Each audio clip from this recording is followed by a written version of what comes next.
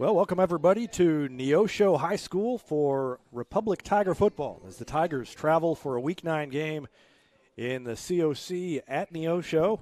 We are all set up and ready to broadcast this final regular season game. I guess it's the final regular season game. I still kind of consider Week 10 regular season because everybody plays in it, but next week, it's lose and go home. Rich Miles, this week is a good opportunity for the Tigers not only to get a win going in to that final Week 10 and into the playoffs, but also maybe to get a home game if they can win here tonight. Right. We were kind of talking about it on the drive down here, the kind of different scenarios that could happen this evening, where Republic could possibly go to, and I think we came across that both Branson and Nixa lost, and we get a win this evening that there's a really good chance that we could possibly host, which would obviously be great, being the home field advantage, and maybe get a little revenge there on Branson and Nixa. Well, Nixa's playing Webb City tonight, so let's not speak in absolutes, but it's extremely likely that they're not going to win. So that leaves Republic and Branson as the two more likely winners here tonight, comparatively, and so we'll see what happens. But I think if Republic wins, there's a decent chance that they host. Well, if they win, I think it's pretty clear that they're going to host. Even if they lose, there's a chance that they could host next week. But we'll have to see. Tim Barnes is over here shaking his head, and he is the statistician. But I spent extensive hours this week studying the formula. I committed it to memory and promptly forgot it. Anyway, big game here tonight against Neosho, and this is a Neosho team that you'll hear Dustin Baldwin talk about that is very physical, runs the ball the vast majority of the time, and so it's going to be important for Republic to control that running game, control the big plays, but Neosho just lines up and pounds it at you, and the Tigers will have to be ready for that. You're exactly right. Coach Baldwin put out there that over 90% of the time that they run the ball, and I think you'd said something with stats that they'd only passed the ball 19 times. I think that's what I said, 17, 19, something like that. Not very many passes. So, you just kind of go in planning that this is obviously going to be a very run-happy team that you're going to go up against, and very difficult, obviously, to kind of mimic what Neosho does in practice, but whatever the case may be, you still go out there and say, be prepared for the run. This is how it's going to be. A lot of teams that are very run-heavy, that's all they do is just kind of do a ground and pound. They don't expect any big runs. They're just trying to get that somewhere between the 3 to 5 yards every single time. Well, I talked to Dustin Baldwin on Thursday about tonight's game. That would actually be yesterday. Talked to him yesterday and asked him what to expect, and here's part of that conversation about the Neosho Wildcats. Neosho 5-3 at this point, and you look at their scores, and a lot of when they've won, they've for the most part won pretty big. When they've lost pretty big, but they've lost to the three teams that you'd expect them to lose to: Joplin, Webb City, and Carthage, and they're having a pretty good season down there. Excuse me, they absolutely are. They are not what I would consider a deep team, but they play several guys two ways. They're tough kids, they're physical kids, and coach has done a good job down there in terms of making them into a physical football team and making sure that they have a true identity. They run the ball 92% of the time. They throw an average of 4 or 5 times a game, and they're gonna pound it at you, and you're gonna have to stop it. So they've done a good job. They've won the games they should. I told our kids they've won the games, all the close games. They beat up on Ozark and CJ pretty good. They won a close one against Willard last week, and so I think they're pretty comparable to us. They just don't hurt themselves. They're a physical football team, and they don't hurt themselves, and they understand how to win close football games, and that's the thing that they've done very successfully this year. Is it easier to prepare? Not that it's easier to take on a team like this, but when you know they're going to run it 95% of the time, is the preparation part of that easier, or do you just have to go deeper into that area? Well, I think it is a little bit. It is in terms of game planning. It at the same time, you cannot emulate the look that you're going to get coming out of the gate. So the first quarter, you're not going to be able to. We're not going to be able to replicate their physicality in practice, or the way manner in which they run the ball downhill and run it right at you and push you off the ball. And so we're going to have to be ready to accept that challenge in the first quarter. I know Willard, I think the other night, I think they scored 2 out of the 3 touchdowns in the first quarter. And there's been a couple games where they really, first quarter, come out and just hammered people. And so it's going to be really important for us to withstand that early and get used to how quickly they come at you. They scored against Willard. I think I saw they had 4 big plays accounted for the bulk of their offense, and big plays have been something that's hurt you at times this season. Is that a concern? I mean, they have two or three good backs, especially the Donnie Fox, Cade Lyerla. Both those guys were sophomores when I left, and good kids, run hard. They get in behind their blockers. Cade is especially slippery. He was pretty good last year for them here when they played up here. And so we got to know where those guys are at. They can take it the distance if you don't tackle them. And they'll basically, those guys with that offense, they get in. It's in a little ways, it's kind of like Coach Beecher's offense. You got guys running in behind linemen, pounding it, and then they come squirting out and they're gone if you miss a tackle or two. So we're going to have to be physical and tackle well at the point of attack and not let them loose. And, of course, that's always a concern. You got to read your keys and can't fall asleep. They may send a tight end vertically on you and get behind you if you're not doing that too. Defensively, as you look at them, what challenges do they present? What do you need to do against them? Yeah, again, just I think their D lineman and their D line's really strong. Trey Letts at middle linebacker is a really good player, and then Sam Cook on the edge is a 6'5", 210-pound junior linebacker who's really talented. And so those guys, they mix it up pretty well in terms of coverages, in terms of they'll bring people from different places. So you have to be ready for all those things and prepare. You do the best you can each week to put your kids in a situation when they get to the game, they're comfortable. And so, we've just been trying to do that as much as we can and move those guys around and bring them from different places and make the adjustments necessary. But they're physical. At the end of the day, they're hard to run on, and guys, spread teams especially haven't really chunked the ball on them. I think Carthage and Webb were able to, but they did a good job against Joplin and Carl Junction and Branson, 3 teams that are more similar to us in terms of scheme. So we're going to have our hands full, and I like what we've been doing offensively the last 4 games. You look back, we've been scoring points, and we've been moving the ball and having a lot of yards. And so if we can take care of the football and do the things necessary and, pick our moments when to throw the ball, and that's kind of who we are as an offense right now. You looking forward to going back down there? Yeah, not really. Some things, yeah, some things, no. A lot of good memories there. My daughter took her first steps on the track during a JV game there. So, a lot of great times and a lot of good people down there. And so, it'll be nice to honestly, it'll be nice to get this year over with, and then I won't know near as many of the kids, and I won't have to go back there and see any of those at the same time. So, but it'll be fun and certainly a challenging game because they're a really good football team. Good luck. Thank you.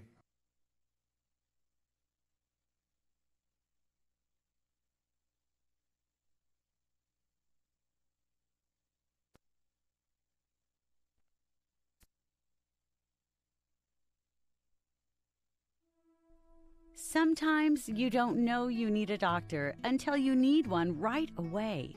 Meet the team at Cox Health Orthopedic and Sports Injury Walk-In Clinic. Our experts can treat fractures, sprains, dislocations, and other action-related injuries in all ages. Open Monday through Friday from 9 to 5:30 with no appointment needed. Call 417-875-3800 for more information. Mid-Missouri Bank is proud to support Republic Athletics. Bank better with Mid-Missouri Bank at our Republic location or on the go with our free mobile apps and easy online banking. Even get your Tiger Athletics Mid-Missouri Bank debit card with no wait at any of our 14 locations. Mid-Missouri Bank. Live, work, play, bank. And of course, go Tigers. Mid-Missouri Bank. Equal housing lender. Member FDIC. Jack Shack, Cracker Jack Shack, we've got your back. Hey now, Cracker Jack Shack, custom t-shirts, polos and caps. Cracker Jack Shack, we've got your back. Fitting and stitching, hey, that's our knack.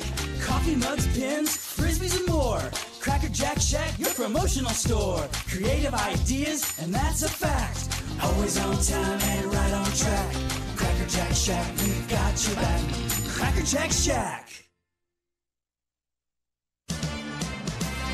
When it's all about the journey, your choice is the new 2018 Chevy Equinox. And right now, Pinnaker Chevrolet has 15% off every new 2018 Chevy Equinox in stock. Or choose 0% financing for 60 months plus $500 cash back. Choose a new 2018 Chevy Equinox at Pinnaker Chevrolet and get 15% off. Explore every corner with the new 2018 Chevy Trax, priced as low as $19,540. View the selection and find new roads in Republic or online at PinnakerChevrolet.com.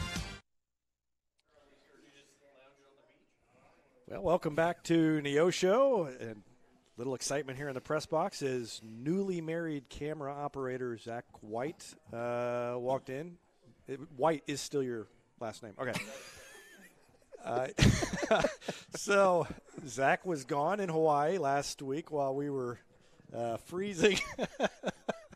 And so he is back and showing off his wedding ring. And it was a lovely wedding. I attended. And Zach, congratulations. He's not on mic, but he said thank you. Well, now we've got a football game. All the excitement's over. Social hour has ended, Rich. And what do the Tigers need to do against this Neosho team to have success? Well, on the defensive side, they need to make sure that you keep those running lanes very small. It's a very run-heavy team, as Coach Baldwin was talking about.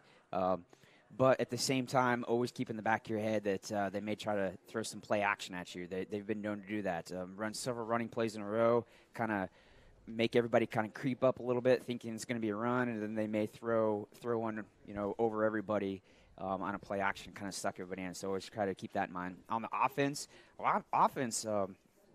that's definitely been something that we've kind of been talking about that has progressively gotten better as the season has gone on, and just kind of keep that going.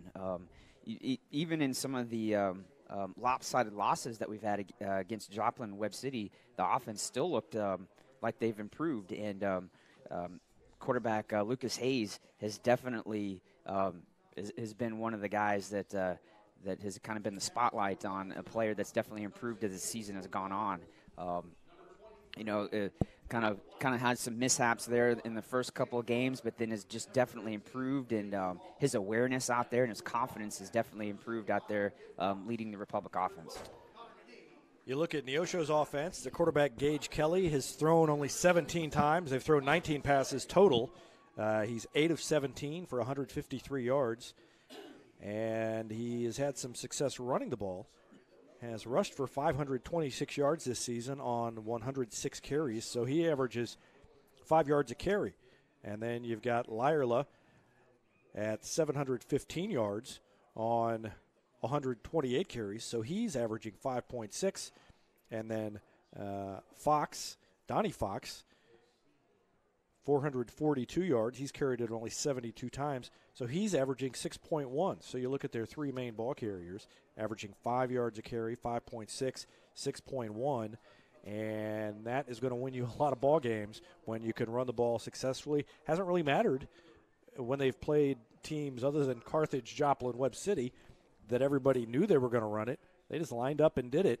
And that's the kind of team that can have some success because it's not about, it's not necessarily about the scheme or tricking anybody. They are just going right at it and pounding it away. You're exactly right. And in the past, going back to last year, too, there's been a lot of close games between Republic and Neosho the past handful of years. So I expect that to this evening, too. I expect this to be a really, drag, fight to the very end type of game. Both teams kind of going back and forth. And still kind of remember, very vividly Cam Flood coming in, and when Neosho came down to Republic last year and winning there at the very end of the game, a game that Republic had to come back from, and was such an exciting game. So hopefully it does not come down to having to do a last-second thing to play to win, but whatever the case may be, expect a really good game tonight. Yeah, that game, Republic, if I remember right, led most of the way, and then they kind of blew it at the end. Neosho came back and took the lead, and then Republic was saved by the pass from Riley Watkins to Cam Flood. But then the thing Tiger fans don't probably want to remember is Republic had to come back down here at the end of the season in Week 10, and that was not so pretty. Neosho ended things for the Tigers last year. Neosho won the toss and elected to receive, so they'll get the ball first. And Drew Flippin is going to kick it off. Kicks it high, end over end, taken by an up man at about the 22-yard line, and stood up and dropped that around the 31. That was really great coverage. Not very much return on that. Yeah, it was a short kick, but a lot of that is a high arcing kick and allowing the kick team to run as fast as they can down the field. Return guys, all their attention is up in the air at the football. As soon as he catches it, he's got about 4 white jerseys in his face. Kammerer was the return man.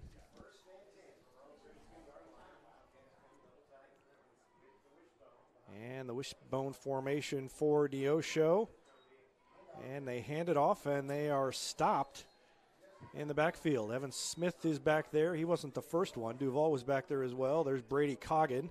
And up off the bottom of the pile is Casey Peltz as they gave the ball to Donnie Fox, and he didn't really have anywhere to go.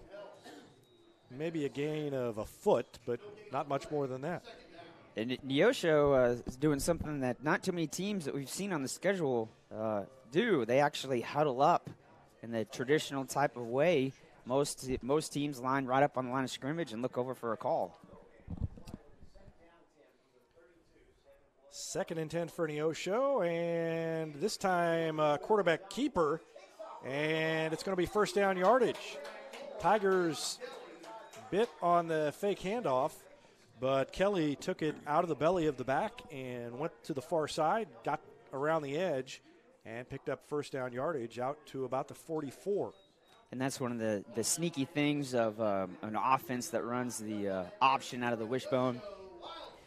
Your linebackers are going to have to be so quick on deciding who's got the ball. Is it the initial guy the QB hands it off to, or is it the QB going to keep the ball himself? Pitch coming this way, and a nice block on the outside seals off Cody. And down inside the 30, and now the ball is on the ground, and Republic recovers. It just squirted out of his hands, and jumping on the fumble was Nolan White. So a big gainer, and ends with the turnover. And Republic has been good all year at forcing turnovers, and that time I don't know if they forced it, but they got it anyway. You're exactly right. I think just about every single game we've had at least one turnover. Some games we've had multiple turnovers, but that definitely came at a great time there. That's what you always teach guys tackling from behind is if you can, you shoot that fist through and try to punch out that ball from the back end. So on the near hash mark, and now the backs come in and cross, and it's a two-back set for the Tigers. They give it to Wallace running behind Sigmund and tripped up as he tried to get around the left end. I think it was Sam Cook who got a hand on his leg and tripped him up, and Wallace goes down after a gain of about a yard. Again, offensive line's going to have to play big tonight. They're up against, even though it's just a 3-down lineman for Neosho, they're 3 very large gentlemen down there. Wallace in the backfield. Keeper for Hayes. He squeezes into a hole and comes out the other side, but then he's hit. Gain of maybe another yard. It's going to be 3rd down and about 8 for the Tigers. Just underway at Neosho.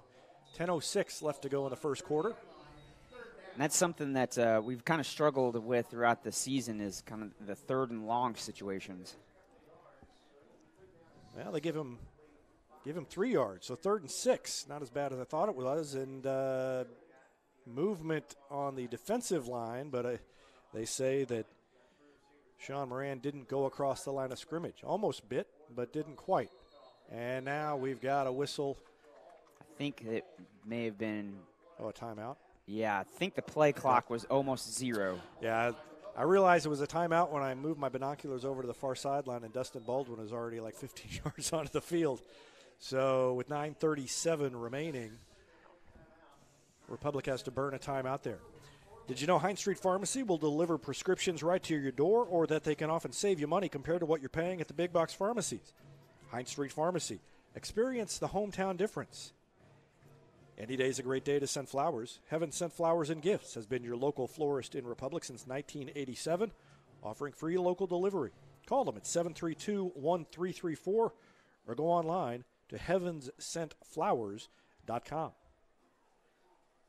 Hetty Barbecue Company is home to great barbecue, including the famous Pig Nasty Sandwich. They're also home to the Mid-Missouri Bank Retmo Football Show every Wednesday night. Go in and check them out or call them for takeout at 732-4BBQ.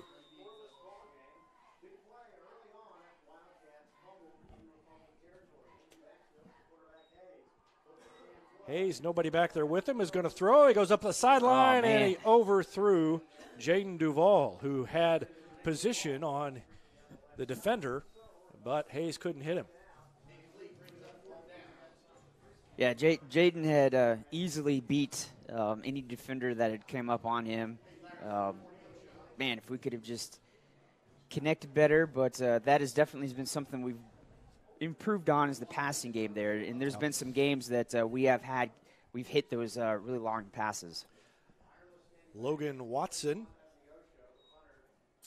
takes a high snap and barely gets it off under pressure. Did a good job to get it off, takes a Neosho bounce, and then just dives in Neosho territory, but just barely, about the 46-yard line.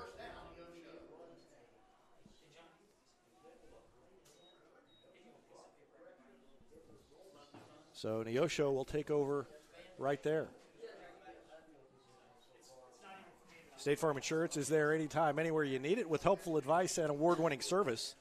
In Republic, call Chris Yoakum at 732-1463 or go online to chrisyoakum.com and get to a better state.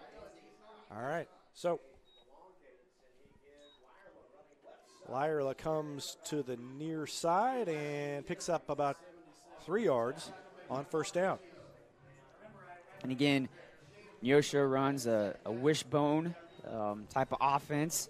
The quarterback's got so many different options when you've got 3 backs back there, and obviously the QB has the ability to carry the ball himself. So I'm pretty sure that Coach Baldwin, they've practiced, that every single day, every single rep on determining exactly who's got the ball. So that's so hard to defend there.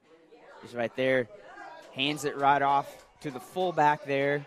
That play hits so quick whenever the fullback, usually the fullback is the very first back in the wishbone look there, and that's just a very quick hitting play that usually you kind of hand it off the fullback when you need just a short amount of yards there, and just essentially just kind of you get a combo block usually with the QB in the center, or I'm sorry, the guard in the center, the guard and tackle, handing it off. 8:31 left in the first quarter. Neosho into Republic territory, all black uniforms with gold numerals. And defense there for a stop after a short gain. I think it was Nolan White who got there first, hit him low and dropped him. Yep, Nolan White came in, and Tyler Thomasoff D-line's gonna have to do a little bit better job. Kind of have to make just a big pile there. Don't give this run-heavy team any running lanes, or they will expose it.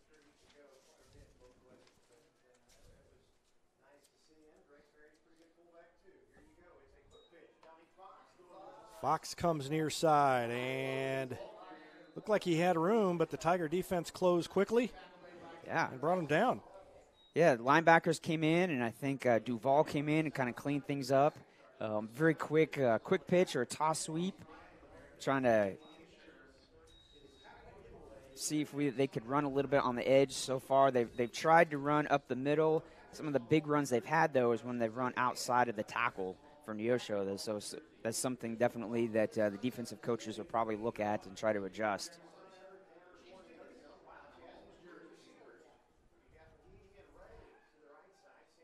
Oh. And movement on the left side of the line as Moran jumped. He's the guy who almost jumped defensively across the line. That time on the offensive line, he moved before the snap. Sometimes when you've got an offensive lineman that is quick on the snap there, that's usually he's got some type of special block that he's got to do, and they're so concentrated on what they've got to do, they kind of forget about the play was going to be on 2 or it was going to be on 3 or whatever the case may be.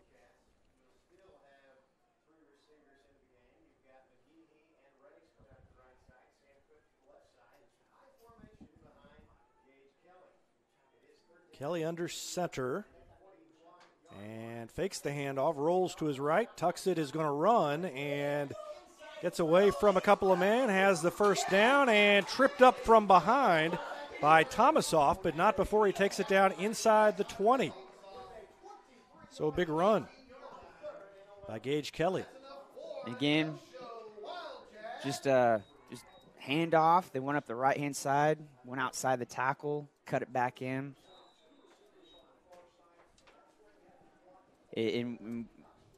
Coach Baldwin talked about it. This is the team that just loves to attack you with the run, and we were looking at the stats. When some of these guys are getting 4 to 5 yards of run, that'll hurt you. And the Tiger defense really hasn't stopped Neosho yet. Neosho fumbled on its last drive, and now on the move again. You're exactly right, and this will wear on a defense too. When a defense is out there for so long, and when you've got a drive that takes up a half a quarter because you're just getting 4 to 5 yards of play, that really wears on the defense. They don't have the ability to kind of catch the wind or get a drink of water. Wishbone formation and up the gut. They give it to Donnie Fox, who takes it down inside the 10-yard line. I think it's going to be just short of a first down. It's going to be about 3rd and 1.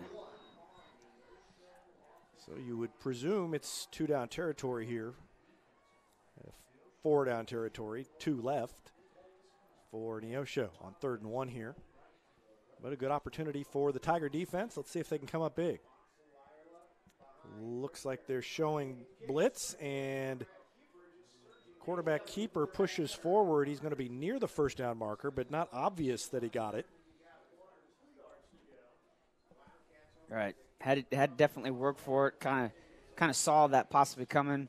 A couple of the Republic linebackers were creeping up. I don't know if they saw something, kind of knew maybe where the ball was going, but they kind of stopped that, kind of knew exactly where the ball was going to go, and barely got a yard due to the fact that the chains are coming out to measure.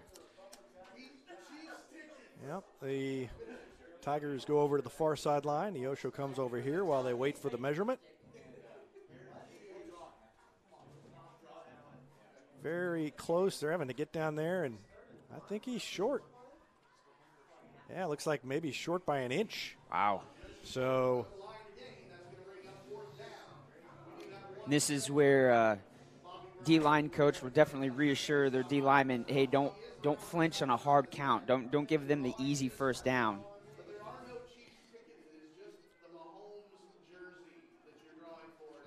And so with 4:46 left, the Tiger defense needs to get a stop. Of course, last week they gave up touchdowns on 4 fourth down plays. 3 fourth down plays. I don't remember if it was 3 or 4. I can't. Tim Barnes held up 3 fingers. I don't know what that meant. Quarterback keeper again. I don't think. Now they push forward, and this is just a matter of can the line push him far enough ahead. I think he may have gotten it with that second surge that had nothing to do with him, but his line came around behind him and pushed him forward. And there was a very late whistle, too. The referees just kind of let it go. going, yes. Usually a little bit longer than normally would. Yeah, that's a tough break for the Tigers. It is. Because he was hit and stopped, and then a couple of linemen came in behind him and just pushed him ahead. In college, they changed that rule. It used to be linemen couldn't help advance the ball carrier, and they have since changed that to where now they can assist the ball carrier. Guess they can assist in high school also. Wishbone formation. And there goes a defender across the line of scrimmage. Vizio jumped, looks around and says, I didn't go across the line. But they are going to whistle him unless it's against, nope, it's against Republic. So that takes Neosho even closer. Still no score, 4:17 left to go in the first quarter.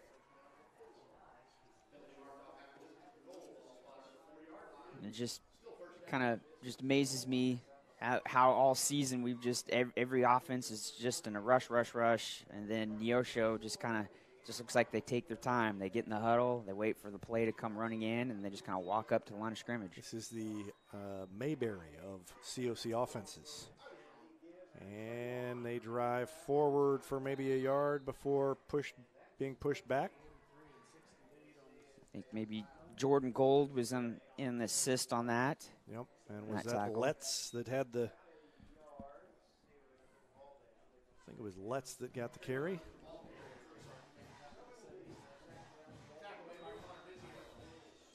Vizio in on the tackle as well. 2nd and goal from the 3-yard line now.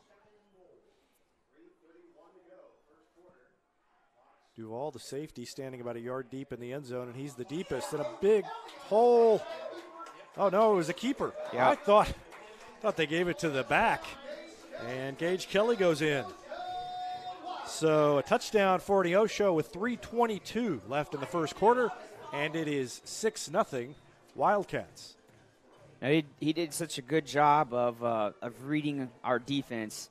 Kept the ball in the fullback's belly, literally pulled it out at the last second. We had several defenders that came down and bit on, and then he just pulled it out and ran right up where his kind of between his guard and touchdown. Drew Osborne limping off over here for Neosho. And he's replaced by Caden Decker, sophomore. Extra point attempt coming up for Mason Ray.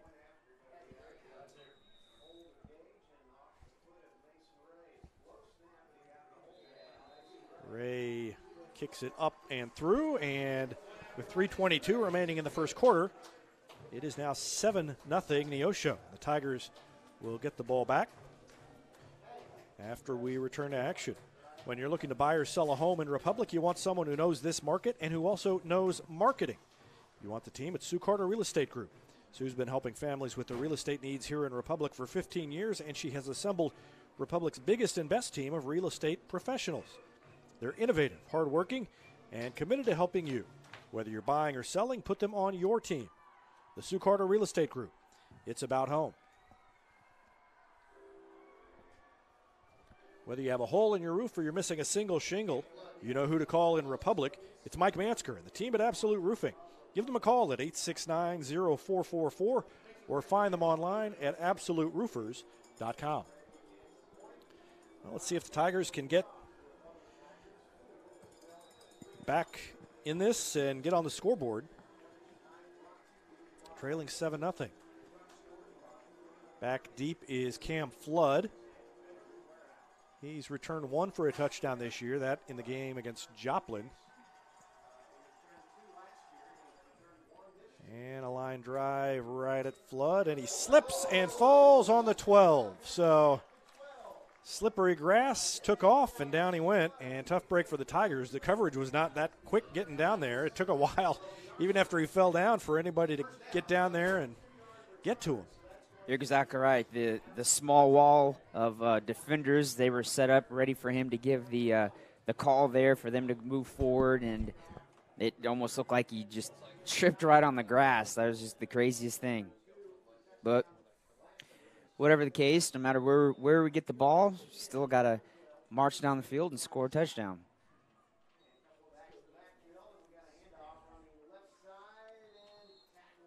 Handoff and a gain of about 3 yards as they gave the ball to Sigmund.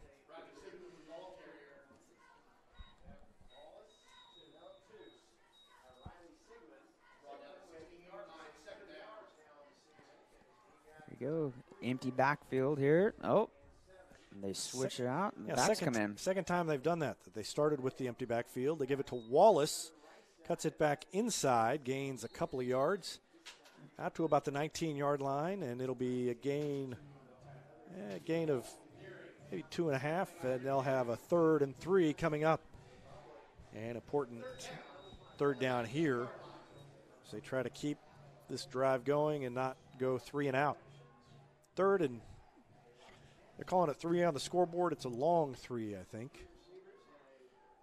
2-back set. Sigmund takes it to the left side.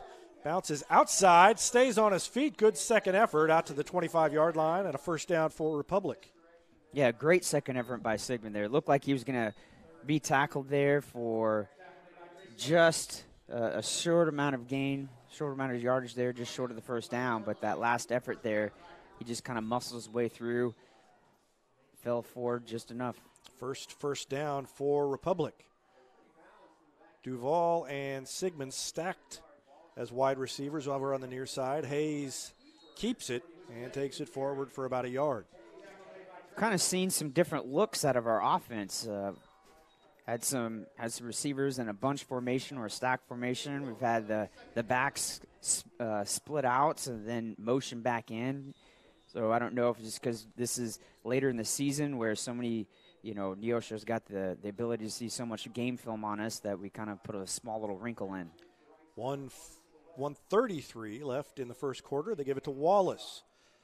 And he slips and falls as he tries to come upfield. Duval was holding his block and freed up a lane, and Wallace went down, and he's limping. So it looks like maybe an ankle for Wallace. He's having a hard time putting any weight on it, and he's not going to stay. They're going to have to come out and help him off the field. Man, that's a big loss for our offense there. He's had so much success this season. He's been kind of the workhorse that we've always talked about that is so difficult to take down, and always looks like sometimes where it looks like he's going to be tackled for a short gain, and somehow he busts through a couple of defenders, and we've even seen him stiff-arm some guys.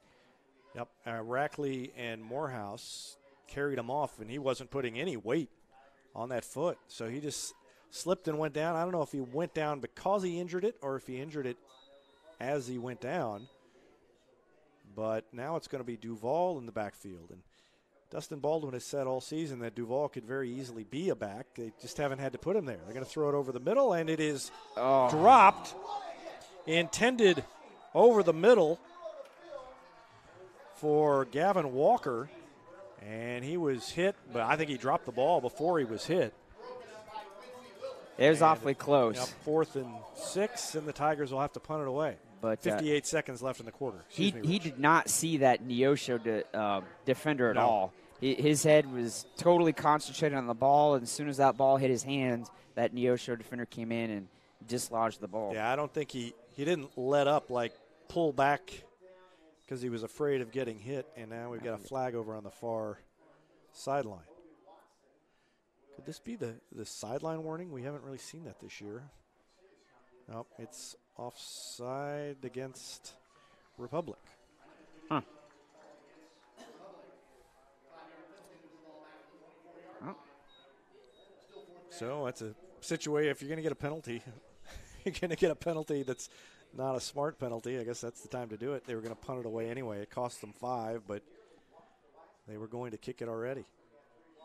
High snap. Watson has it, and they almost got there again. Great punt by Watson. Rolls all the way down to the 30, down to the 28-yard line. What a punt by Logan Watson, and that flips the field for the Tigers a little bit with 48 seconds left to go in the first quarter. Yeah, that landed just perfectly on its end, so it kept the momentum going end over end. Different from the punt earlier. The punt earlier, as soon as it hit the ground, it just kind of like died. 48-yard punt for Logan Watson. It's great. Definitely, set your defense up for a better position here with 48 seconds left here in the first quarter.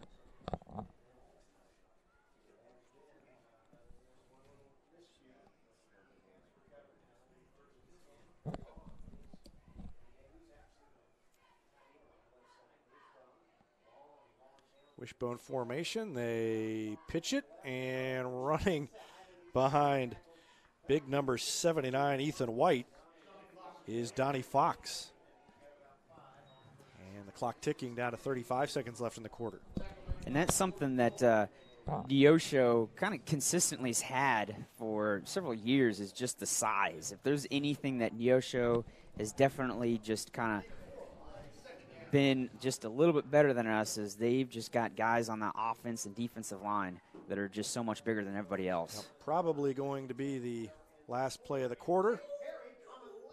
And it's going to be a first down for Neosho as they gave it to Drake Perry, the sophomore running back.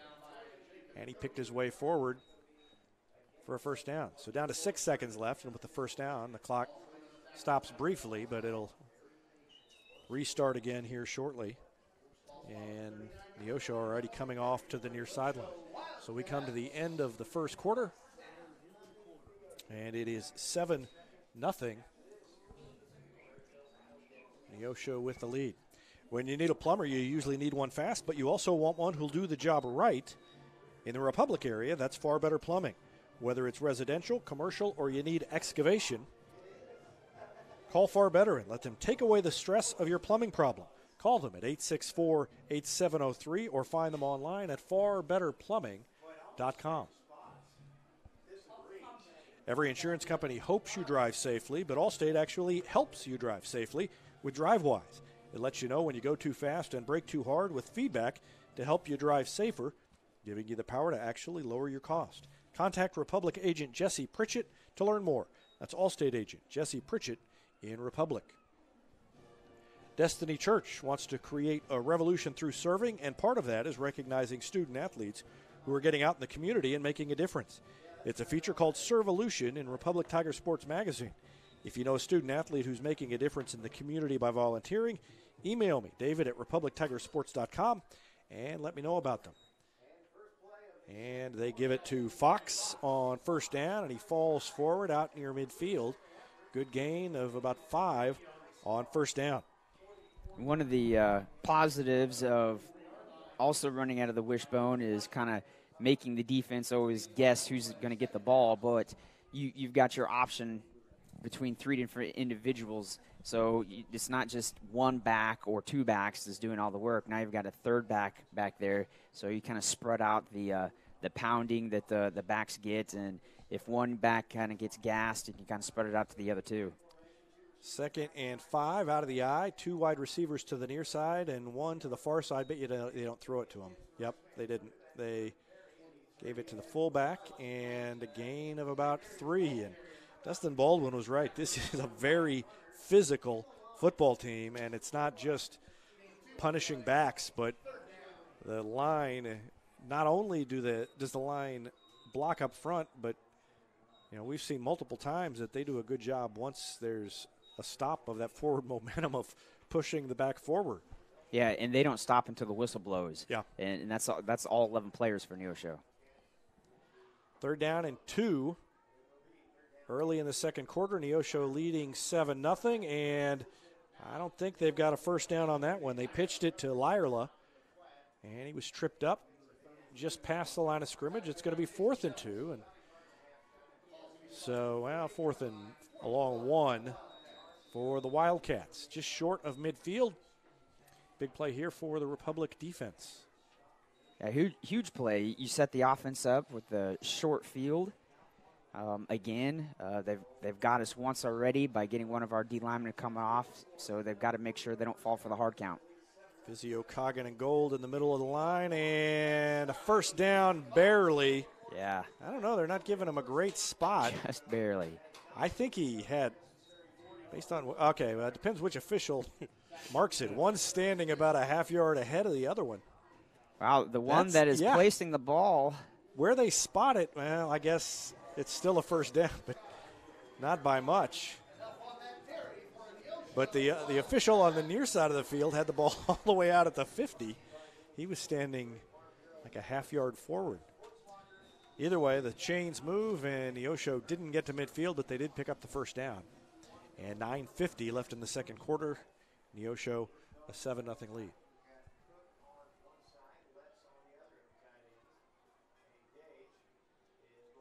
Little misdirection and tripped up, but good second effort flying forward. Cade Lyerla. Lyerla got tripped up as he crossed the line of scrimmage and then turned his body and fell forward through the air and ended up gaining 4 on that play. And one thing this offensive does is they keep their opponent's offense off the field with these just really long double-digit play drives.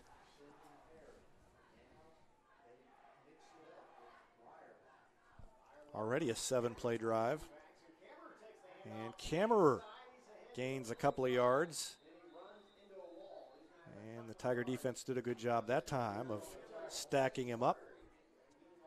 And it's going to bring up 3rd and 5 with 8:50 left in the first half. Here's the opportunity here for the defense. If they can get a good stop here, don't let any huge plays on this 3rd down. Yeah, 3rd and 5 is a pretty good situation for the defense as far as what they've had so far. Kammerer takes it, and he is hit, gained a couple. Yeah. He's going to be 2 or 3 yards short. Bring up another 4th, yep. Another 4th down. A little further than the last time, but still close enough that Neosho is going to go for it. Are they going to measure this? They are going to measure this. Pretty close. Again, that's a great spot. That's the opposite of the far referee was standing in one position, and the near referee was standing in another. Yeah, I don't think he got that far, but what do I know? They're going to bring it all the way across here. They're not. They don't have it. That's more than a foot. Yeah, it's almost an entire yard. But anyways, brings up a good 4th and 1 here if our defense can hold.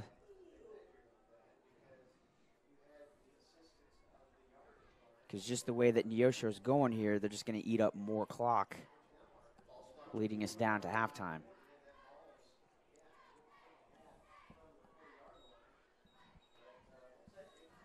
.808 left in the first half.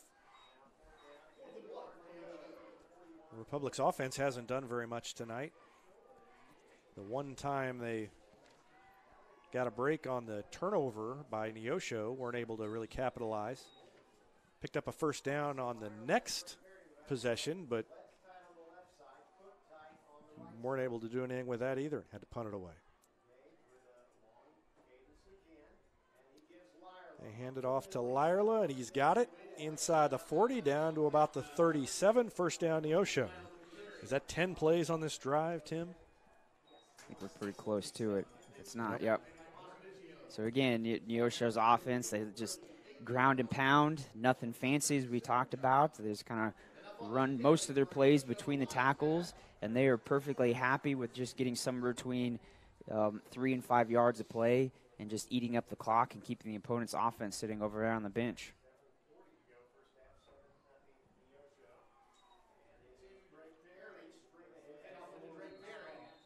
Short gain on first down. Yeah, Tiger defense is not playing that badly. It's just that they're giving up 11 yards every 4 plays. Right. There's been a handful of fourth downs, so it's not just like Neosho is just burning us on big plays or anything like that. It's just enough to get that first down. So 2nd and 9. That's a good start to this series for the Republic defense. And a keeper by Kelly, and he is wrapped up but got loose and got back to the line of scrimmage before Vizio was able to bring him down. I think it was Nolan White who had him around the ankle. I think you're right. But he looked like he was going to be trapped, and defense hung on for a while. No, that was Thomasoff that had him around the ankle and got loose. And then just ran straight into Vizio's chest and stopped. So 3rd down and 8. This is the best series of the drive so far for the Republic defense. The longest situation on 3rd down. 3rd and 8, and we've got a whistle and I think it's going to be a Neosho timeout. Yeah, Wildcats want to talk things over. So 6:15 left in the first half. Neosho driving and leading 7-0. Central Gas Propane is a locally owned and operated propane company offering exceptional customer service when you need it most. They go the extra mile to meet their customers' needs while providing a level of service and communication that no other company can beat. Services include autofill route options, pre-buy and level pay programs. Call today and switch and save with Central Gas Propane at 417-725-3833 or visit their website at centralgasmo.com. Black Lab Coffee is more than just amazing coffee, more than breakfast sandwiches and great desserts. It's the locally owned coffee shop where you can drop in, be greeted by name, and enjoy a quiet place to work or some peaceful conversation. Case and his crew are waiting behind the counter to prepare your order. All you have to do is walk in. Black Lab Coffee at 545 East Elm Street in Republic. Well, 3rd and 8 now for Neosho. Timeout over, and back they go onto the field. They've got a wide receiver over here on the right side. And in trouble. They're going to throw it if they can get away, but Kelly elusive back there and finally brought down for a loss of about 4. Could have been a lot worse, but Gage Kelly, I used the word elusive, and that is what he is. I mean, the Tigers have had him a couple of times, and he's just slipped away. You're exactly right, and not too many times does Neosho pass the ball, so I think that kind of worked out great that our defensive line was able to break through so easily and not allow him to kind of scan the field and find the receivers that were out there running their routes. Looks like Neosho may try to pooch this punt here to try to maybe get it inside the 10-yard line. Yep, they're going to kick it high, and we've got a hit. There you go. There comes the flag as it's interference. Jaden Duvall was just standing down there and got run over. I don't understand why the two back referees didn't throw the flag. For a second there, I didn't think anybody was going to throw the flag. It came in really late. Like, how is that something that is debatable? Yeah, I don't know if he didn't see him or what happened, but Duvall's just standing there, and he got clocked. 5:20 left in the half. The ball's sitting on the 5, but it won't be there because they'll march it out after the penalty. Officials talking it over. So are they waving? No, he's gonna. Okay, he's gonna do the ceremonial step. Okay, I thought they. It should be from where he got hit, not where they downed the ball. Yeah, but that's not what they did. Well, yeah, it's too late. I don't know where he was standing. Was he standing on about the 10? He was out. Yeah, Dustin Baldwin is over there on the far sideline saying, "Hey, that's not where the ball should be." The ball's on the 21, but that's where they're going to put it. I don't even think he was back at the 10. I think he was between the 10 and the 15, I think. Yeah, well. Let's just be glad they didn't wave it off and put it on the 6, I guess. Right.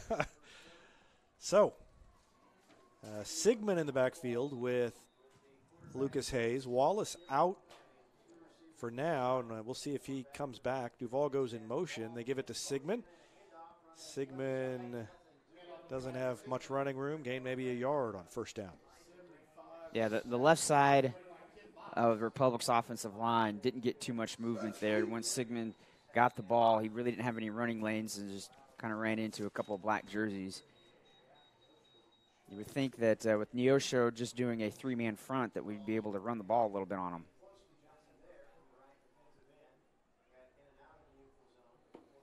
Trips to the right side. Flood over here on the near side. Sigmund in the backfield again. Quick throw and tipped. So someone got a hand on the ball. He was number 34. Yeah, that's what I was thinking. Sam Cook stuck his hand up. The defensive end over there on the, oh no, not the defensive end. Let's see where Sam Cook comes from. He's lined up over at the top of the screen, comes in and just reached up and got his hand on the ball. So 3rd and 9. And those short passes had been so much better the last few weeks, have not been very successful tonight. Hayes in trouble, gets away, and is gang tackled at about the 26-yard line. Initial hit. And, No, and I didn't see who the initial hit was. And here's the deal, though. Not only is it a negative that they go 3 and out, but very little time goes off the clock, and your defense barely is able to catch their breath over there, and they're going to have to go right back out on the field. Well, down to 4:05, so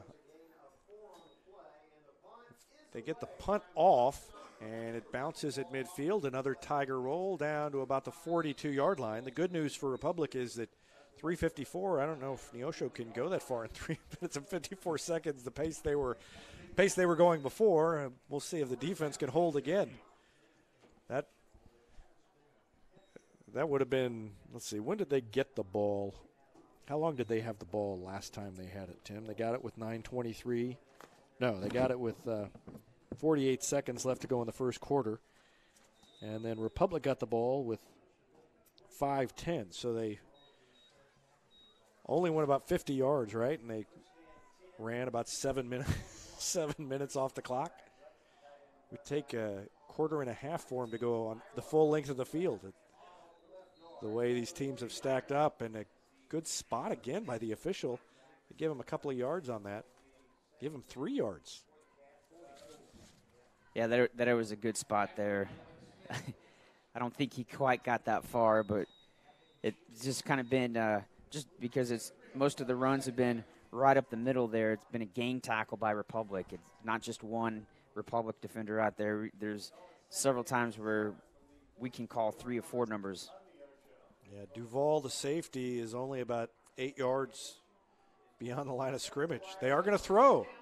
And Kelly throws it. It's tipped, and it is caught on the near sideline by Brett Kammerer. Tipped in the air by the defense, and Kammerer was right there to pick it out of the air. There were 3 Tigers all the way around, and somehow it ended up being a reception by Neosho. Ball was tipped by Evan Smith, and then it landed right in Kammerer's arms. So a first down. That's a big gain for Neosho compared to what they'd been getting. Gain of 13.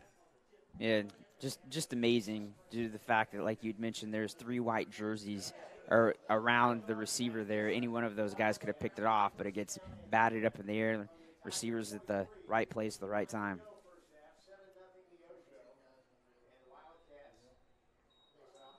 Looks like Neosho's going to call another timeout. Yep, second timeout called by Neosho in the half. 2:53 remaining in the half, and Neosho leading 7-0. And they will have 1st and 10 when play resumes. Farmers Insurance has been providing quality, affordable insurance since 1928. In Republic, Farmers Agent Nathan Dixon has a game plan for all your insurance needs. And teachers ask about Farmers Education Discount. That's Farmers Agent Nathan Dixon. Call him at 732-2900. It's easier than ever to get your Rocco's Pizza fix. Place your order on their website at roccositaliankitchen.net or call them with one tap inside the Republic Tiger Sports mobile app. And don't forget dessert, because now Rocco's is serving homemade ice cream prepared right on site. Rocco's Italian Kitchen, pizza, pasta, perfection. Southern Sun Electric's a proud sponsor of the Classroom Spotlight. They encourage all student athletes not to settle for just good enough on the field, on the court, or in the classroom. Keep pushing yourself to higher levels and go Repmo from Southern Sun Electric. And Fox out of the fullback position takes it forward for about 3 yards. Second down and 7 coming up for Neosho. Clock ticking down to 2:40 remaining in the half. And with that, most teams would kind of be a little bit in a hurry-up offense, but just Neosho speed is just methodical, doesn't change no matter what the situation is. Doesn't make any difference if it's first down or fourth down. Neosho's going to go out there, and most of the time they won't snap the ball until that play clock gets under 10 seconds. Well, the guy jogged out with the play call from the bench, so that is the hurry-up offense. 2 wide receivers left, 1 right, and Kelly is going to keep it. Falls forward for a gain of about 5. Sturdivant tried to rip the ball out of his hands as he cranked across the line of scrimmage. Sturdivant, as the ball carrier was falling down to the ground, he had 2 hands on that, was trying to rip it out there. And we've got a flag thrown and sideline warning on Neosho. Aha. You were asking when we would see that. Is that the second one? I think we had. Did we have one earlier this year? Well, that must not be a point of emphasis. It was a point of emphasis last year or the year before because. No, you're right. A couple years ago, several teams, not just Republic, it was us and your opponents doing that. Yeah, I mean, it was one season, it was pretty much both teams every week got a sideline warning at some point. And a big hit tackle coming up and making the stop. Nolan White lowered the shoulder and drove him back. That is the textbook tackle right there that you try to teach all players to do there. Come in, the athletic position, keep your head up, and just drive the ball carrier back. From that outside linebacker position, just came up unblocked and finished him off. So 4th down and 2. And they've got first down yardage for Lyerla, I believe. So with 54 seconds left, that's going to be a first down. I think now that the clock is under a minute there, they might try to test the passing game. I don't know. I was just going to ask you. I don't know if – I mean, at some point, if they're this far away, they're going to have to. I don't know how good their kicker is. The way their defense is played,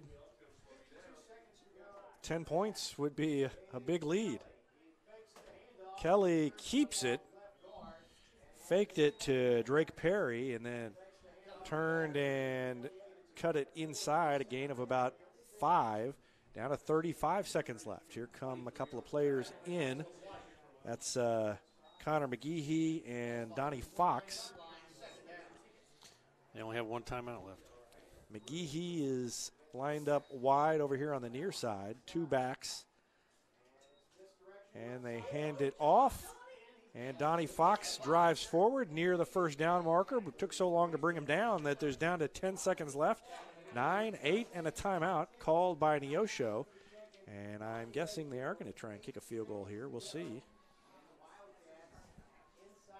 Not sure. That last play, just a simple counter play. It's a very just simple misdirection play. That time, both the fullback and the tailback step right. And then the tailback then comes back to his left as the QB opens up to his right and then turns back to his left, trying to pull the linebackers off in the wrong direction there.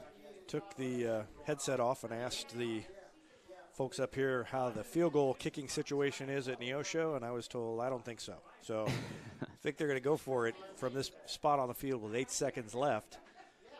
2nd down and 7, and the ball is sitting where on the 23? Yeah. 23. So it'd be and a 30, 40-yarder if they did kick it. That is Neosho's last timeout. Don't think they've got it. So far, they don't have near a 23-yard gain tonight, do they? I don't think. They had a 30-yard one on the fumble. This will be their 35th play compared to 12 plays for Republic. Wow. I knew Republic hadn't had the ball very much, but that's amazing. All right, they're going to come near side. Keeper for Kelly tries to get it to the outside, out of bounds with 2 seconds left. Pushed out by Jaden Duvall on about the 17-yard line. That play, it was a counter just like the previous play, but the QB was definitely going to keep it that whole time. So he fakes it to the fullback, fakes it to the tailback, and then he boots out to his right, keeping the ball. Good block by Lyerla to spring him as he came to the near side. So 2 seconds left. They are going to kick it from here. And the kicker is Mason Ray. He's a senior. Left-footed kicker. Puts it up, and it is going to go through, I think. Yep, it's good. So the field goal good as time expires, and Neosho takes a 2-possession lead.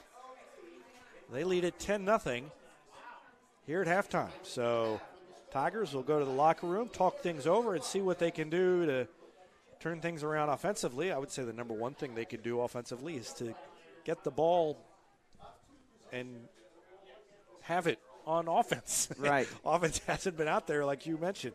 So 10-0 the score at halftime, and we'll be back with the Gold Medal Gyms halftime show after a quick break. First, we'll let you know that Vision Health Eye Center offers outstanding eye care and exceptional eyewear. From glasses, prescriptions, and contact lens fittings to emergency eye care, they help your family see, feel, and look better than they ever have before. Check them out online at visionhealtheyecenter.com. Since 1986, Yoakum Automotive has been the hometown auto repair shop you can trust, and with their new customer communication system, their mechanics will show you exactly what's wrong with your car and let you sign off before the repairs are made. That means you get back on the road even faster. Schedule an appointment online at yoakumautomotive.com. And here's a touchdown for your family budget. Combine your home and auto insurance and save money with State Farm agent Sarah Rader. Call her at 732-1414 or find her online at sarahrader.com. That's State Farm agent Sarah Rader at 732-1414. Whether you're moving out or you just can't live with that dirty carpet one more day, call Floor Gypsy. From floor to ceiling, wall to wall, and everything in between, they get it clean. Floor Gypsy will take care of your carpets, stone tile, and grout, and they do commercial and residential cleanings. They're locally owned and operated by a father and son team and proud supporters of Republic Tiger Sports. Call them at 425-7798. Floor Gypsy, they see clean in your future. And Gold Medal Gyms is where Republic athletes build a foundation for future success. Whether it's gymnastics, cheerleading, or tumbling, young athletes learn skills to prepare them to take on virtually any sport they choose.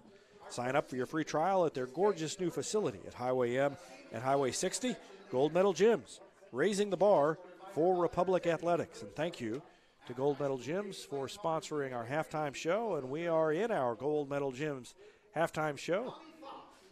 We're going to have a senior going on down on the field as senior introductions for the band. They do it a little different here at Republic. The band, the golf team, the cross-country team, the football team, all out there before the game.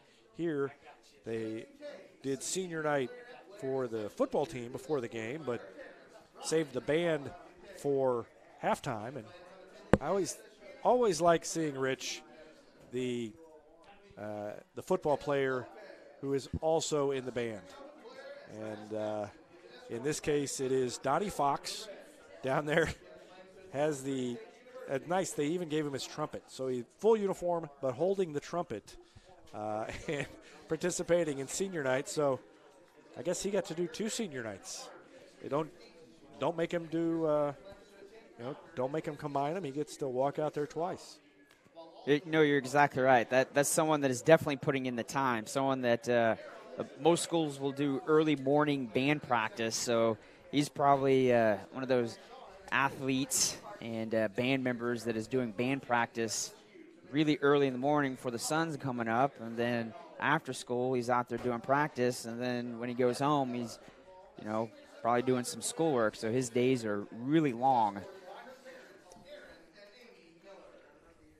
Yeah, and Donnie Fox it's not like he's sitting on the bench. No, he's out there. His name has been called, so he's someone that, athletic enough that he can have the energy to play out there and then, be part of the halftime festivities with the band and then go back in the locker room and have to, get caught up with what he's probably missed, talking with the rest of his team. Well, we've come to the time of the broadcast that everyone looks forward to. The highlight of our halftime show, statistical analysis by Tim Barnes. Well, this was the quickest I've calculated. I noticed all that you season. were done pretty soon, yeah. Hit us with it. All right. Luke Hayes was 0 for 3 passing, and the Tigers were led by Riley Sigmund with 3 carries for 11 yards. Had total yards of 25 for Republic. Yeah, not a good half. Neosho, Gage Kelly, 1 out of 1, passing 13 yards. He also had 9 carries for 55 yards. Cade Lyerla, 9 carries, 51 yards. Very balanced attack rushing-wise. A total of 34 carries, 165 yards. Total yards for Neosho, 176. We talked last week during the Carthage game that was a game that, the score got out of hand, but it didn't feel that lopsided. They had defense was forcing some fourth downs, and Carthage just happened to convert them. Republic was moving the ball and then just not finishing their drives, and it didn't really feel like it was that lopsided. And this is kind of the same way. Neosho's had to really work to move the ball. Not like they've pinned a lot of points on Republic, but Tigers have just gone 3 and out a couple of times, and they just haven't been able to find any rhythm. And field position, the field position has been such that when they got to fourth down, they were never in a spot where they could go for it. They were never in what we call 4-down territory, so it had to be 3 and out. Now they receive the ball to start things off, and maybe they can get a return, and that would help with the field position situation. But we'll just have to wait and see. Of course, last time, kicked it off to Flood, and Cam Flood slipped and fell on this turf. Tigers had a couple of slips early on, and one of the other ones was Lewis Wallace. He went down and injured his ankle, and it's been a rough night for the Tigers so far. You're exactly right. The defense has the situation the defense has been placed in. They're doing just fine.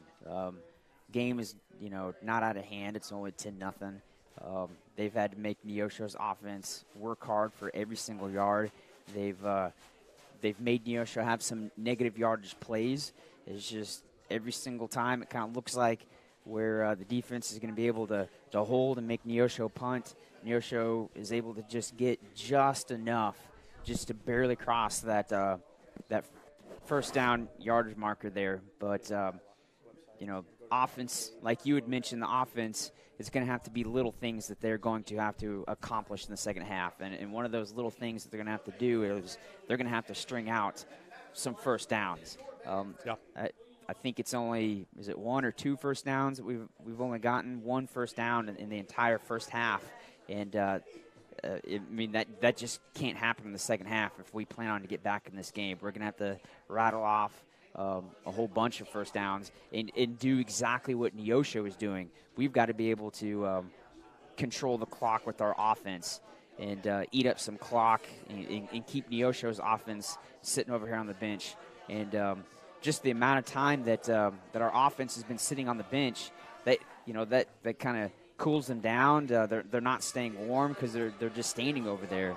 And the defense is out on the field, and they really don't have the opportunity to go over there and meet with their defensive coaches. Neosho's used up all 3 of their timeouts, and that's really about the only extended time that the defense has been able to go over there and kind of catch the breath and get some water and talk to their defensive position coaches. Yeah,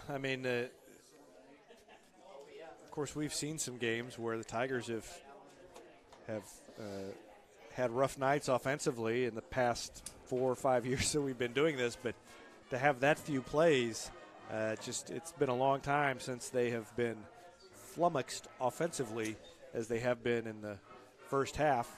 But again, it doesn't feel that lopsided to me. It's almost like, well, the 3 and outs, to me, they feel that the stats are worse because of the way Neosho's held on to the ball. Yes, the offense doesn't have very many yards, but they were out there so little. When were they going to get them? I mean, there could be other times where the offense played similarly, but they were out there enough to get a few first downs, and maybe the numbers look a little bit better. I think it's hard to judge what the offense has done tonight based on how the game's gone, because Neosho's had the ball for so long. I wish we don't keep time of possession up here, but I think if we made up a number, it would be very lopsided. You're exactly right. And and our offense just looks out of sorts tonight. Even the games where things were a little lopsided in the Joplin and Webb City game, our offense still had drives that, were sustained drives. They were able to move the ball, throw the ball, run the ball. This evening it has not been the case. This is the first time I think all season where our offense just looks out of sorts. Not communicating well, not getting a really good push off the ball, and also hurts too is when one of your starting backs goes down so early in the game with Wallace. Yeah. We have not seen him out on the field, obviously, and those of you that are able to watch, he wasn't able to put any weight on. It kind of looked like his left leg there, and obviously you wish him the best and hope him to heal fast, but that definitely puts a damper on our offense. Well, it was a big week for other sports, not necessarily a good week for everybody. Since we last brought you a broadcast, a football broadcast anyway, had a couple of softball games. One went great. That was the district championship game against Webb City on Saturday, and the Lady Tigers won that one in a walk-off and won the district title. Moved on to sectionals, and that one did not go so well up at Ray-Pec. And final score there was 11-2. Lady Tigers just couldn't get going offensively against a very good pitcher, Cameron Stickle of Ray-Pec, and had some defensive troubles and a lot of the breaks. It was one of those games where the breaks also seemed to go the other way, and this was not a very good game for the Lady Tigers, but a fantastic season came to an end. School record for home runs. They're one of the top 5 home run hitting teams of all time in Missouri. Great season for Julia Higgins. School record for RBIs in a season with 60. That's second all time for a single season. And also broke the school record for home runs with 14. And she broke that in the district championship game against Webb City.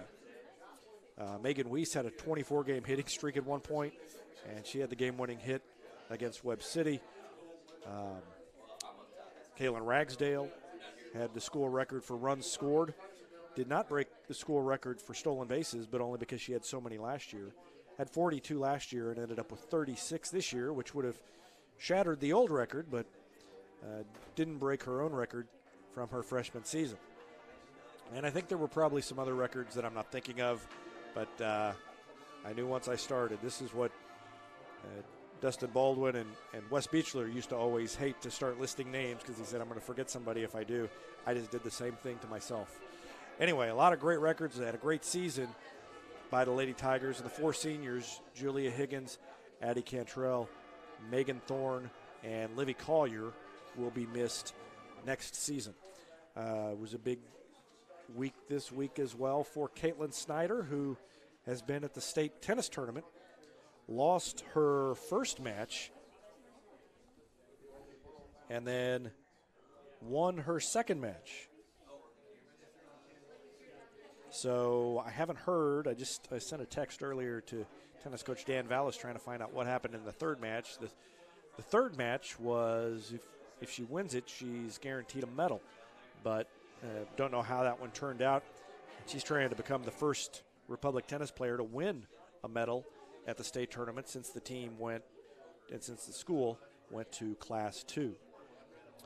What other news? Well, more big news that kind of hit earlier this week and kind of got widespread notice in Republic yesterday. Ty Stevens, former Tiger basketball player, walked on at a tryout at the University of Arkansas and made the Razorbacks basketball team. So congratulations to Ty Stevens, who will be playing SEC basketball this season. And that was some big news. And not only, to walk on at an SEC basketball program, but to do it after sitting out a year. He went last year and just went to school. And I loved the bio.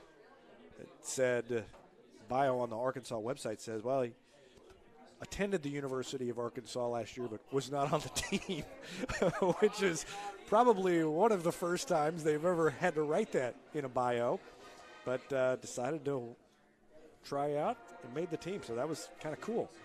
Oh, yeah, it was great. And I had Ty Stevens as a freshman in high school in my class, and just saw him grow up to be a fine young man, and the group of guys that were in his class that just stayed together, playing basketball from middle school all the way up through their senior year, and all the success that they had. So it's always great whenever I hear former students having success after high school. Just got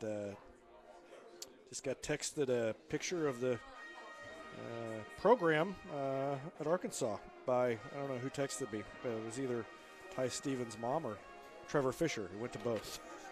But, so Ty Stevens, congratulations, and I guess I'll be watching some Arkansas basketball this season. I still remember my favorite performance of his was against Nixa. It was a home game for Republic, and he caught fire. Yeah, just lights out, draining threes. It was crazy. Yeah, he had that gym going nuts. Yeah, I think he had 7 for the game. I think 6 of them were in the first half. And it was a pretty amazing game, and that was the first time that Republic had beaten Nixa in a while, and Ty Stevens had a big part in that. So, halftime, week 9, Neosho leading Republic 10-0, and the Tigers will get the ball when we return to action, and I'm going to check Twitter, or in fact, I'm going to let Rich Miles check Twitter here and see if he can find us any scores, especially Branson or Nixa scores. Not a lot of drama. Nixa, it is Webb City leads Nixa 21-0. That's in the first quarter. Yeah, that was the end of first quarter. So that is not a updated score, but obviously Webb City's all over Nixa. Trying to keep going here, keep going. Usually I check on KY3's. I've got it here, I think. 28-0. Webb City 35-7 at halftime. And you see a Branson score anywhere? I'm looking. All right, well, while you look. Willard is up 12-0 over Branson at halftime. Oh, good news. Interesting, yeah. Zach White, the newly married Zach White, shoved his new iPhone in my face, showing off, pretending to show me the score, but really he was just showing off his new phone. And his ring hand there. Yeah, used his wedding ring hand to show me his new iPhone. So wow, he's Zach. throwing that in everybody's face, and I think he's trying to show everybody his tan, too, that he was out in Hawaii.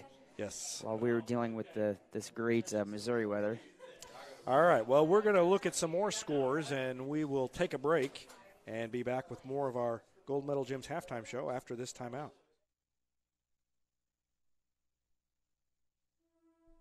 Sometimes you don't know you need a doctor until you need one right away. Meet the team at Cox Health Orthopedic and Sports Injury Walk-In Clinic. Our experts can treat fractures, sprains, dislocations, and other action-related injuries in all ages. Open Monday through Friday from 9 to 5:30 with no appointment needed. Call 417-875-3800 for more information. Mid-Missouri Bank is proud to support Republic Athletics. Bank better with Mid-Missouri Bank at our Republic location or on the go with our free mobile apps and easy online banking. Even get your Tiger Athletics Mid-Missouri Bank debit card with no wait at any of our 14 locations. Mid-Missouri Bank. Live, work, play, bank. And of course, go Tigers! Mid-Missouri Bank, equal housing lender, member FDIC. Hey now, Cracker Jack Shack, Cracker Jack Shack, we've got your back. Hey now, Cracker Jack Shack, custom t-shirts, polos and caps. Cracker Jack Shack, we've got your back. Printing and stitching, hey, that's our knack. Coffee mugs, pins, frisbees and more. Cracker Jack Shack, your promotional store. Creative ideas, and that's a fact. Always on time and right on track. Cracker Jack Shack, we've got your back. Cracker Jack Shack. When it's all about the journey, your choice is the new 2018 Chevy Equinox. And right now, Pettiger Chevrolet has 15% off every new 2018 Chevy Equinox in stock. Or choose 0% financing for 60 months plus $500 cash back. Choose a new 2018 Chevy Equinox at Pettiger Chevrolet and get 15% off. Explore every corner with the new 2018 Chevy Trax, priced as low as $19,540. View the selection and find new roads in Republic or online at PettigerChevrolet.com. Welcome back to Neosho. 10-0. The Wildcats with the lead at halftime as we get to start the third quarter. And Tim Barnes, you got some more scores over there for us? Oh, wait, I got to turn on your microphone. Parkview's up on Waynesville 28-10, so that would they're well on their way to clinching the second seed in district. Yep. And Carthage with a big win, huge lead over Ozark. Did you say that's 42 to nothing. Yeah. Wow. So I guess Carthage secures the number one seed. I think they secured the number one seed back in about week 5. But, yeah, they are putting an exclamation point. And that will that'll improve their points even more because Ozark's a Class 6, so they get the bonus. I spent a lot of time looking at that formula this week. I know how it works. It's so complicated I can't really figure it, but I at least know how it works. And so they get an extra 10 points for playing a Class 6 team no matter what happens. So does it matter what the points of your opposition is? Like if you beat somebody, does it matter what their points are? Their record goes into strength of schedule, but I don't believe point differential of the other team matters. It's only the win-loss of your opponents that goes into your strength of schedule. Okay. And then your own point differential in your own games is also figured. Then you divide it all by the number of games you played. So at the end of this week, you'll add up everybody's point differential. Well, you won't add up everybody's. That would be worthless. Add up each team's point differential and divide by 9. So let's say Republic is plus 9 on its point differential. Then they would get 1 point. 9 divided by 9. That would be 1 point added to their point standings. And Republic and Nix and Branson are all right around 28-something points coming into this week. Nix is going to lose to Webb City. Republic would need, if they turn it around, but if all three lose, I don't know what's going to happen. We'll just have to wait till standings come out. I don't know.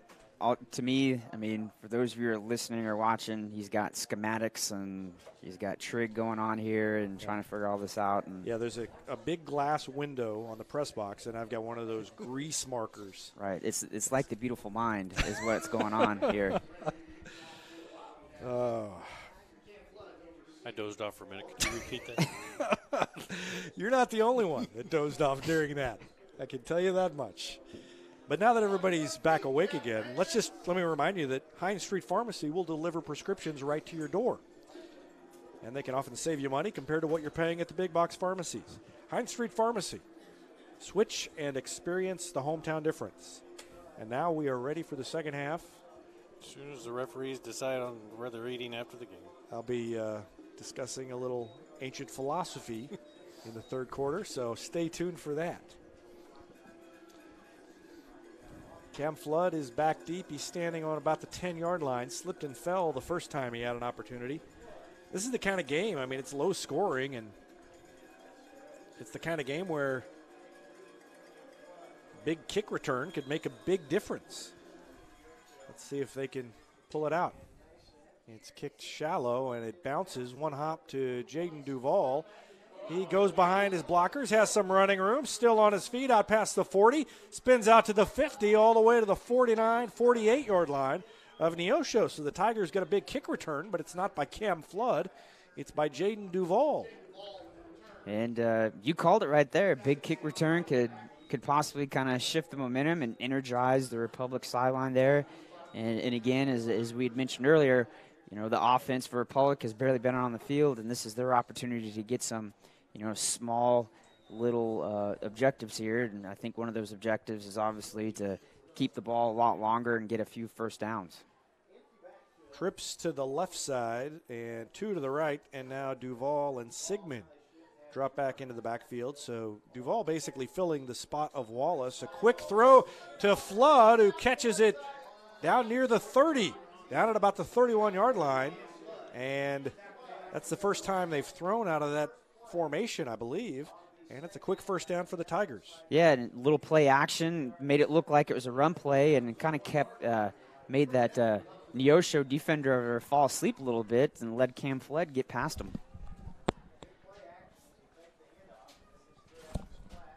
And again, another action play, almost exactly the same exact play, just a little bit shorter. Cam Flood didn't run quite a deep route. It was just a quick slant route right there. Obviously, that is something that the offensive coaches saw in the first half, that maybe the Neosho's corners were playing way off Cam Flood.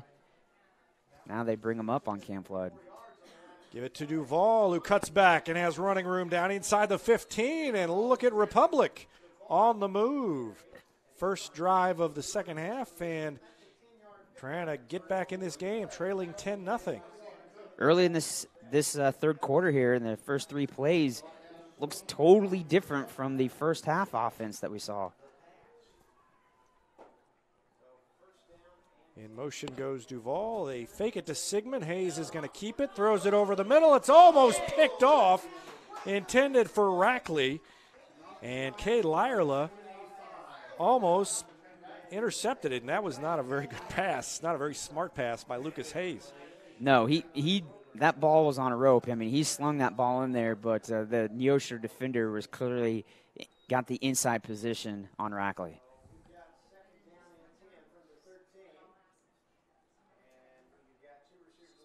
There we go. Hard count, brought Neosho's D-line offsides. I didn't think that they were going to call it at first. Didn't look like it. And due to the fact that we had been called on that same exact thing earlier, and we got the flag call, so glad to see that we're trying to keep things even on both sides of the ball here. So setting up the offense with a 2nd and 5.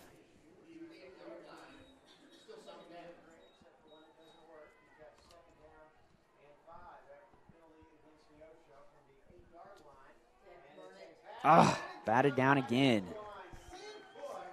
So Cook stuck his arm up, knocked it down.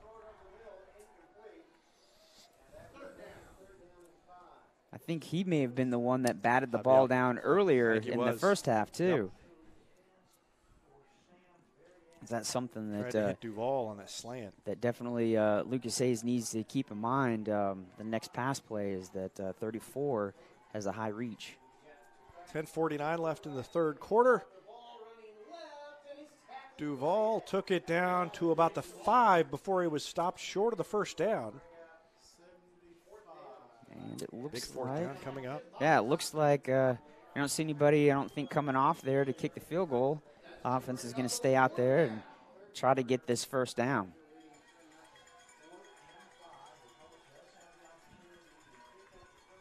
Everybody's looking over to the sideline, waiting for the play.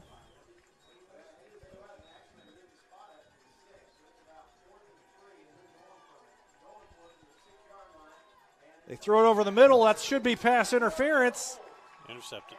Oh, intercepted. All right. Flood ran into somebody. Let's look at that again. I saw Flood go flying and lost track of it, but Yeah, Flood wanted interference, and he kind of got picked. Guess it's not a pick if you're the receiver, but he got hit. And he was cut off on his route. I really think that could have been a flag, but Neosho gets the break and goes back the other way.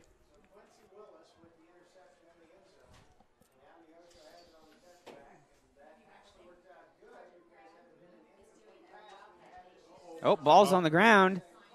I think Neosho's QB was able to fall back on it. Yep.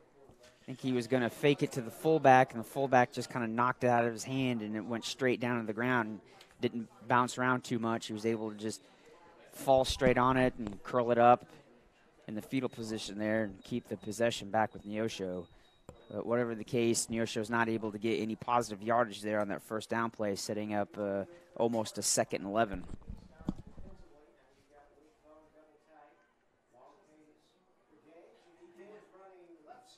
Handoff left side of the line. Lyerla takes it forward for a couple of yards. It's going to be 3rd and 7 coming up.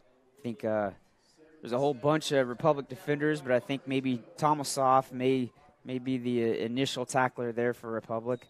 It has been a whole night of mostly just giant piles by both teams there, and you have multiple Republic jersey numbers that could be called on just about every single. In the first half, where if Neosho got a 4th and short, they could go for it, and so they were having 4 plays every time. Republic never had that luxury. And now that return by Duval kind of set up the field position. Tigers almost got back there. And the kick bounces and now picked up by Flood, and he is grabbed around the neck and tackled at about the 48-yard line. Flood grabbed it as it bounced to him. Yeah. And crazy part is the Neosho defenders kind of stopped. And yeah, they thought it was done, and then all of a sudden, and Flood just happened to run into a guy. If he had come to the outside, I think he might have caught him napping. But with that said, though, defense does a great job. First time Neosho's had a punt this evening. Give the ball right back to the offense. They were able to move the ball on the opening drive of the 3rd quarter. Pretty much with ease, it just faltered as soon as they got down around the 5-yard line.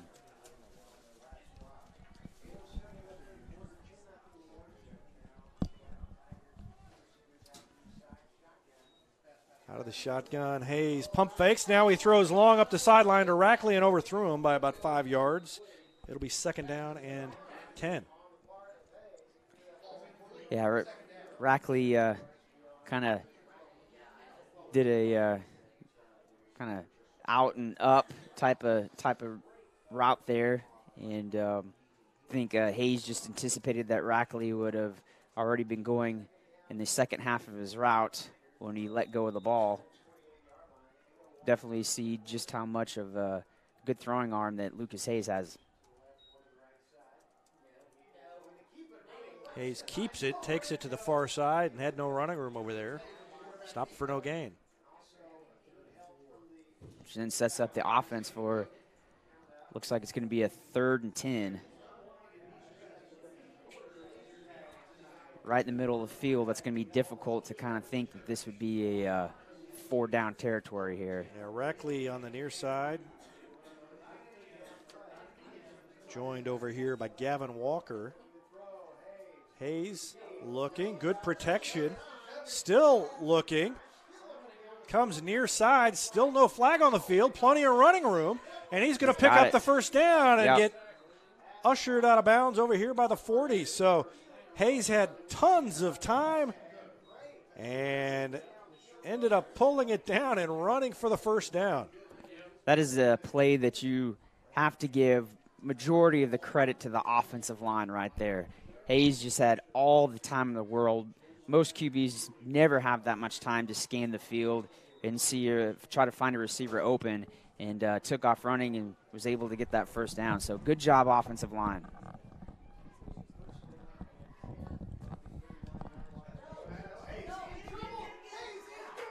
And now the defense gets to Hayes. A couple of guys back there. Elijah Green and Sam Cook both got to him. Right.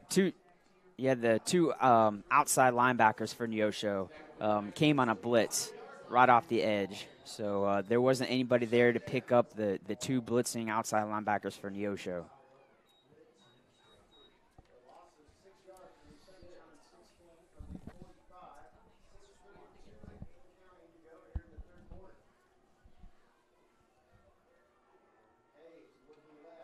Hayes looks to throw, fires it to Flood, and takes it near a first down.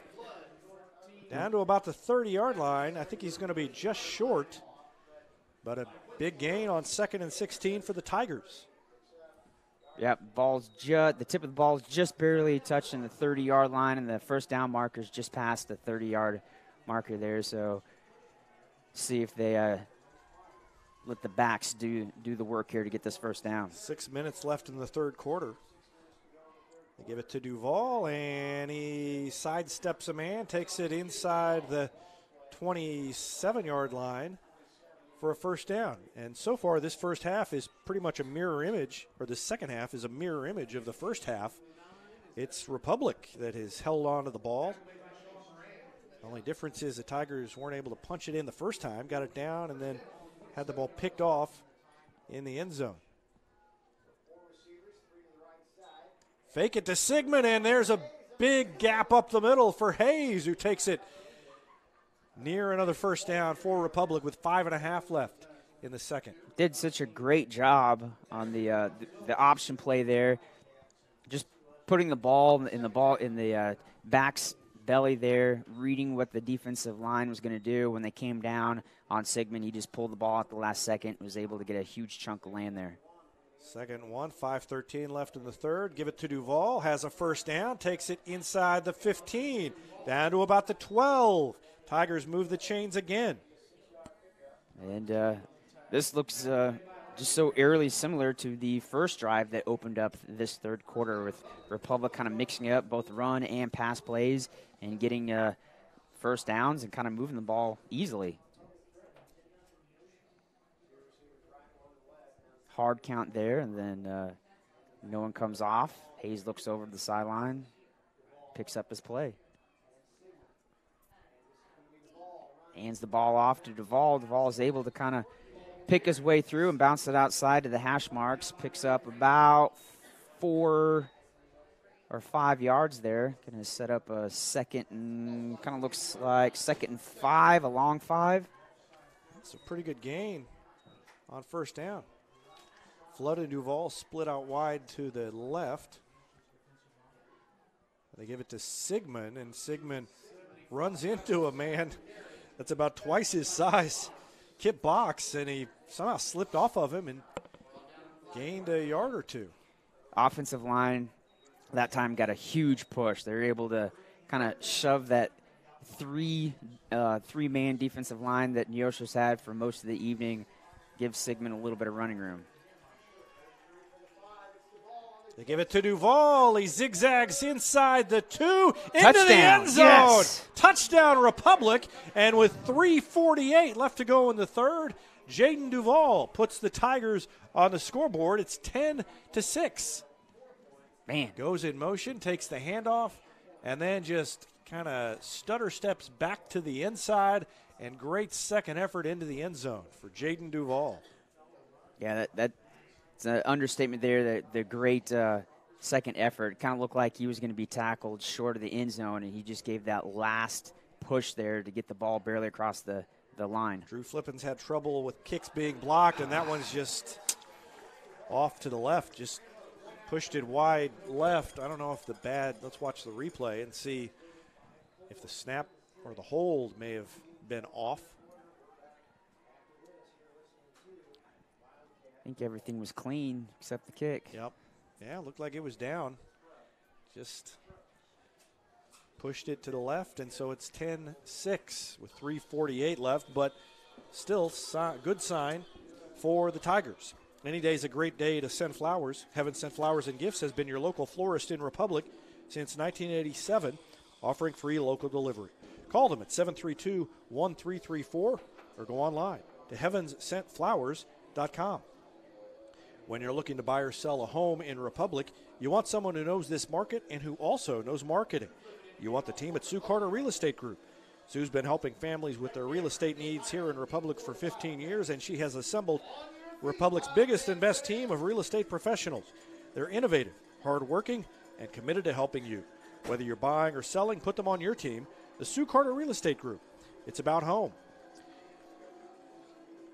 Tigers have it teed up and just about ready to go here with 3:48 left to go in the third. They're back in the game, trailing 10-6.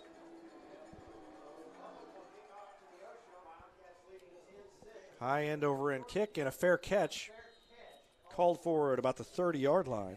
That's Shelton Washington. And so Neosho takes over there. Let's see if the defense can hold. They've looked, both sides of the ball, the Tigers have looked better here in the second half.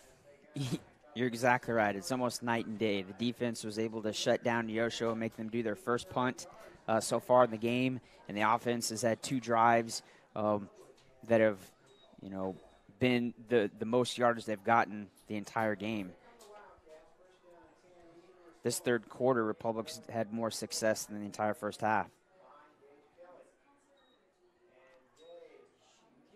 Kelly keeps the ball, fights forward for about 4 yards. Kelly, I don't know how he gets yardage out of some of those plays, but he did. Yeah, part of it is he just keeps falling forward. He's not a QB that when he gets hit, he's falling backwards. He's constantly somehow, as he's getting tackled, he's stretching out for that last effort there to pick up an additional yard. So 2nd and 6. Fox comes off the field. And we've got a flag flying in from back. I don't know if the play clock was down to 0 or not. I'm not sure. They're counting players. And then they were waving it off. So Fox was coming off late. Maybe Fox came off after he'd already been counted. The back judge may have been counting. He started with Fox, and then Fox ran off the sideline. They said, no, we've only got 11. So wave it off, and here we go again, 2nd and 6. And Evan Smith back there. Jordan Gold cleans it up. Thomas off in as well. A gain of maybe 1 on 2nd and 6. Brings up a 3rd and 5. And a big play here. Again, the field position comes into play because probably not going to go for it unless it's very short from this spot on the field. So a big 3rd down play. Whereas in the first half, a 3rd and 6 was like, well, based on where they are on the field, even if they hold them here, got to do it again next time. So they give them a yard, call it 3rd and 5. 3 wide receivers. That's a rare look for Neosho.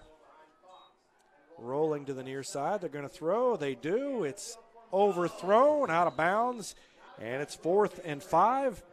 And that will probably lead to another Neosho punt.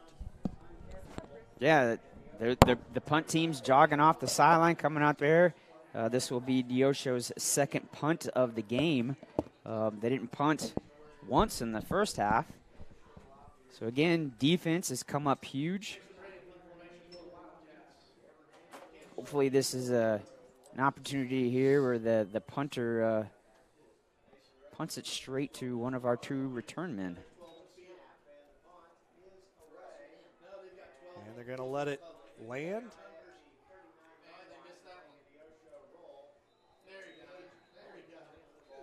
Flag comes in. I think I overhear on the other end of the press box that the Republic may have had 12 men on the field. And if that is the case, that's brutal because that would be a 1st down after they'd forced the punt.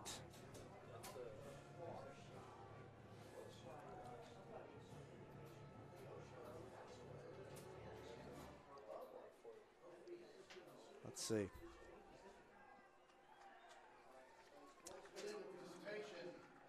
Yep. So Dustin Baldwin's not very happy, but I don't know if he's not very happy with his players or with his officials. With the officials, he's kind of facing the officials.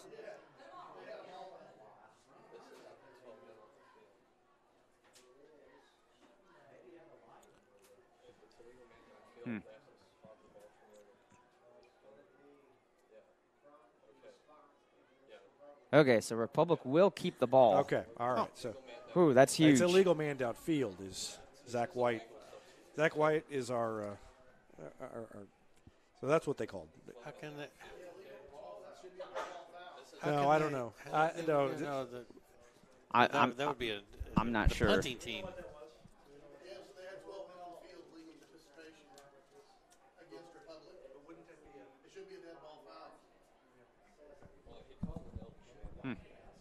Oh, whatever the well, they're case. telling us now it was 12 men on the field. Should have been if so, the Tigers get the break there because they shouldn't mark that off afterwards. They're still talking about it, and they've not moved the markers. Well, they're moving down. Maybe they're saying that the 12th man ran onto the field at the end of the play. I'm not sure, but whatever the case, Republic's got the ball. That's all that matters. The chains are being rushed down Yes. from the far end of the field. They did not have a lot of faith in that call. No one got the memo to the chain gang over there.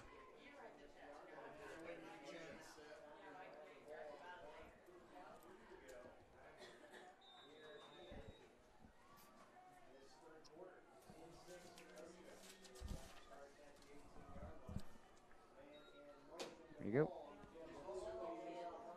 Hand off to Duval. Duval fights for every yard and is able to he goes out pretty close to that first down yard marker. Yeah, got to the edge. Like the way he runs the ball. Yep. Yeah, I mean, he's just quick. He's able to kind of just sidestep some defenders that come up. And you are never going to see Jaden Duval quit on a play. 3 wide receivers to the near side, 1 over on the far sideline. Sigmund through a gap, and then there comes a late hit, no flag. But that was defender dove in there pretty late after Sigmund was down. I thought he was going to break it for a big yard play there for a second. So did I.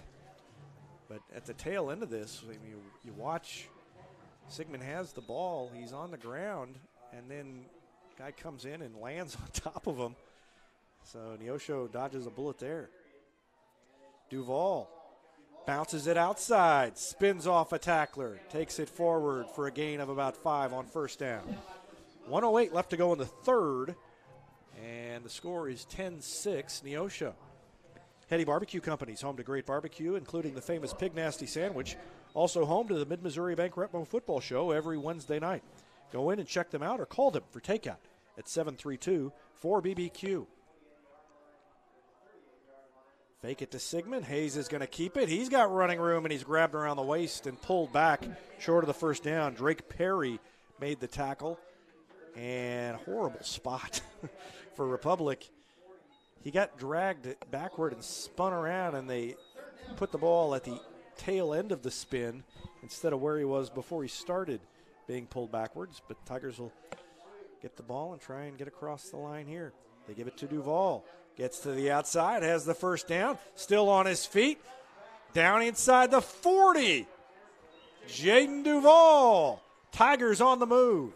He just keeps shedding every single Neosho tackler. A Neosho tackler come flying up, and it looks like Jaden's going to be tackled there, and he just kind of shoves one guy off or kind of sidesteps another one and is able to pick up the big yardage. Yeah, about halfway up the line, it looked like maybe there was a face mask. His helmet kind of turned, and I thought it, and then looking at the replay, I think maybe that did happen, but it happened so fast it would have been a 5-yarder anyway, and that's going to take us to the end of the third quarter. Clock is ticking down, and we will start the fourth quarter. We'll switch ends, and the Tigers will have the ball with a chance to take the lead, trailing 10-6 after 3 at Neosho. State Farm Insurance is there anytime, anywhere you need it with helpful advice and award-winning service. In Republic, call Chris Yoakum at 732-1463 or go online at chrisyoakum.com and get to a better state. Whether you have a hole in your roof or you're missing a single shingle, you know who to call in Republic. It's Mike Mansker and the team at Absolute Roofing. Give them a call at 869-0444 or find them online at absoluteroofers.com. When you need a plumber, you usually need one fast, but you also want one who'll do the job right. In the Republic area, that's Far Better Plumbing. Whether it's residential, commercial, or you need excavation, call Far Better and let them take away the stress of your plumbing problem. Call them at 864-8703 or find them online at farbetterplumbing.com. Well, Rich, the Tigers look a lot better here in the second half. Yes, they do. And, putting Duval out there as one of the backs was, obviously it was by necessity with Lewis going out early. But, oh, my gosh, he's kind of been the difference maker so far in the second half is him running the ball. Again, Hayes is going to throw. Plenty of time over the middle. It is tipped in, caught, and then dropped by Flood. Did everything but hang on. Yeah, he batted that a few times. Wow. Almost landed on top of him. Look at this effort by Flood. Over the middle, had to come back for it. Tipped again, and then tipped a third time before it fell out. Tough break. Second down. Give it to Duval, and he is hit in the backfield. And a defensive stop there by Hunter Box, who grabbed him around the waist and pulled him down. That's a big play and brings up 3rd and long. Yeah, huge play, and our offense hasn't been placed in this position too many times of 3rd and really long here. 3 wide receivers to the right side. Hayes throws it, has Rackley open, and it's off his hands, intercepted by the Wildcats. Picked off by Kay Lyerla, went right through the hands of Trent Rackley, and an interception. And that's one that is, that'll go as an interception for Hayes, but that's a ball that should have been caught. You're exactly right. That was a ball that should have been caught that would have given us the first down and continued this drive here. But the way our defense has been playing the second half, wouldn't surprise me one bit if they make Neosho go 3 and out here and punt the ball and hopefully give our offense the ball back. And great play by the Tiger defense. Brady Coggin broke through and got a stop for a loss of about 4. So the Tiger defense tries to respond. Yeah, that play was almost doomed from the beginning. There was 3 white jerseys that had just shed their block and was in the backfield, and the ball carrier really had nowhere to go.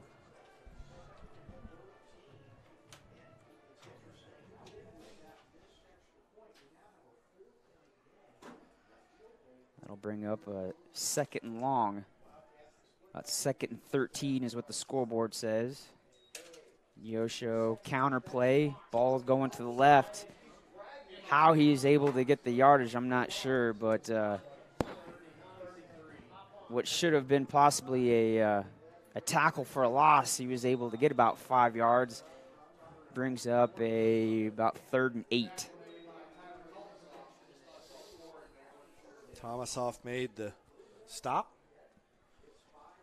So another big play here for the Republic defense.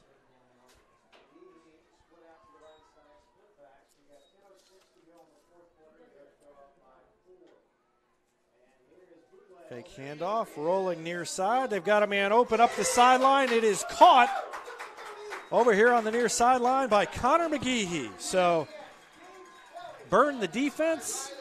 And a big first down for Neosho, leading by 4 with 9:54 now left in the game. Yeah, I think our corners and our free safety kind of bit on the play action, came flying up, and not realizing that a receiver had essentially come across the field and was wide open here on the right-hand side. Give it to Lyerla. He runs it up the middle, gains a yard, maybe 2 on first down before Vizio and Gold are there to push him back, along with Peltz and Thomasoff. Defensive linemen have had a very busy evening. Several of the D tackles could be their name could be called for just about every single tackle they've been in. As partial tackles, there's just been giant piles most of the time when Neosho plays. When they run mostly, between the tackles, the RD linemen are able to stop the running back. Fake the handoff, and the quarterback, Kelly, keeps it. That was, I think Nolan White was in on that. Was the initial tackler on that play. 8:47 left. Brings up a 3rd and 4 for Neosho. This is that part of the field where if they don't get the first down here, they will probably go for it on 4th down. They pitch it. Tigers try and string it out, and they stop them. Got back to the line of scrimmage, and that's about it. They gave it to Donnie Fox, and he didn't have any running room. And a big 4th down play coming up. It's going to be 4th and 4 with just over 8 minutes left in the game. And there's no surprise the Neosho offense is going to go for it. This is a huge play here for the Republic defense. 4th and 4. Linebackers come up on the line, so they've got 5 on the line for the defense. A little reverse, and slipping and falling in the backfield. Here we go. Is Cade Lyerla. I don't think Lyerla was going anywhere anyway, but he was essentially kind of corralled, and when he realized that he, really didn't have anywhere to go, he tried to put the brakes on, and when he did that, his footing slipped out right on from underneath him. Sigmund was there waiting for him, and he saw Sigmund and tried to put on the brakes and went down. And so with 7.5 left, the Tigers will get the ball back and a chance to march down the field again and try and take the lead. They were moving the ball well until the 4th quarter started, and then they kind of stalled out and then had the turnover. Sigmund still running, drives the legs, pushes forward for a gain of about 3 on 1st down. So far, kind of the offense has really kind of stopped themselves. It really hasn't been, excluding the Neosho intercepting it in the end zone there in the 3rd quarter. It's kind of been the offense stopping themselves. So let's keep things going. They've been able to move the ball kind of at will, mixing things up, both run and pass here in the second half of this game. And Sigmund takes it outside, bounces it. Still on his feet out to the 40 and finally corralled from behind. Out near midfield. Great run by Sigmund as he looked like he was going to be tackled 2 or 3 times. Yeah, just shed a couple of Neosho tackles there, and I thought he was going to break it there and it was going to be a foot race down the right sideline. Yeah, that was actually not great tackling by Neosho because they never really did, as I watched it on a replay, hit him real hard or wrap him up. He just kind of slipped through the arms. 3 wide receivers near side. That's Gavin Walker, Duvall, and Flood. Rackley on the far side. They give it to Sigmund, and he is pulled down in the backfield. Loss of 1 on 1st down. 2nd and 11 with 6:20 left in the game. 4th quarter, 10-6 the lead for Neosho. Again here, done a few running plays. Wouldn't surprise me one bit if we do some play action here. They give it to Sigmund. Big hole up the middle near a 1st down into Neosho territory. Gain of about 10, and it was 2nd and 12, so it'll be 3rd and 2 coming up for the Tigers in Neosho territory. 5:47 left. You don't want to hurry too much. You want to leave as little time as possible if you do score. Of course, it's going to take more than a field goal after the missed extra point. Down by 4. Duvall breaks a tackle in the backfield and fights forward for 1st down yardage. And this has been such a huge team effort here. The offensive line has been doing such a good job of giving huge running lanes, both to Sigmund and Duvall. And when Hayes has been able to pass the ball, there hasn't been really anybody in his face. So the offensive line has really, turned things up here in the second half. Sigmund up the middle, good yardage on 1st down. Guy had a hold of his sleeve as he came across there, and he broke free of that and ended up gaining 5 or 6 yards. Now to 5:08 left in the game. Tigers trailing by 4. Boy, Neosho and Republic have played some good ones. A few years ago, Blake Fanning picked off a pass. That was back before we were broadcasting and preserved a win. Last year at homecoming, it was Cam Flood playing the hero. Sigmund gains maybe a yard on second down, so a good play defensively that time by Neosho. And with 4:43 left, Tigers have a big third down coming up. Of course, it'll be 4-down territory here. Yeah, it looks like it's going to be about 3rd and 5.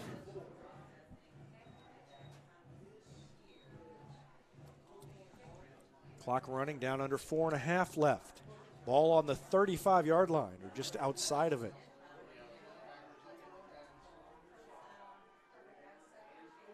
Give it to Duvall, and the defense is there to push him back.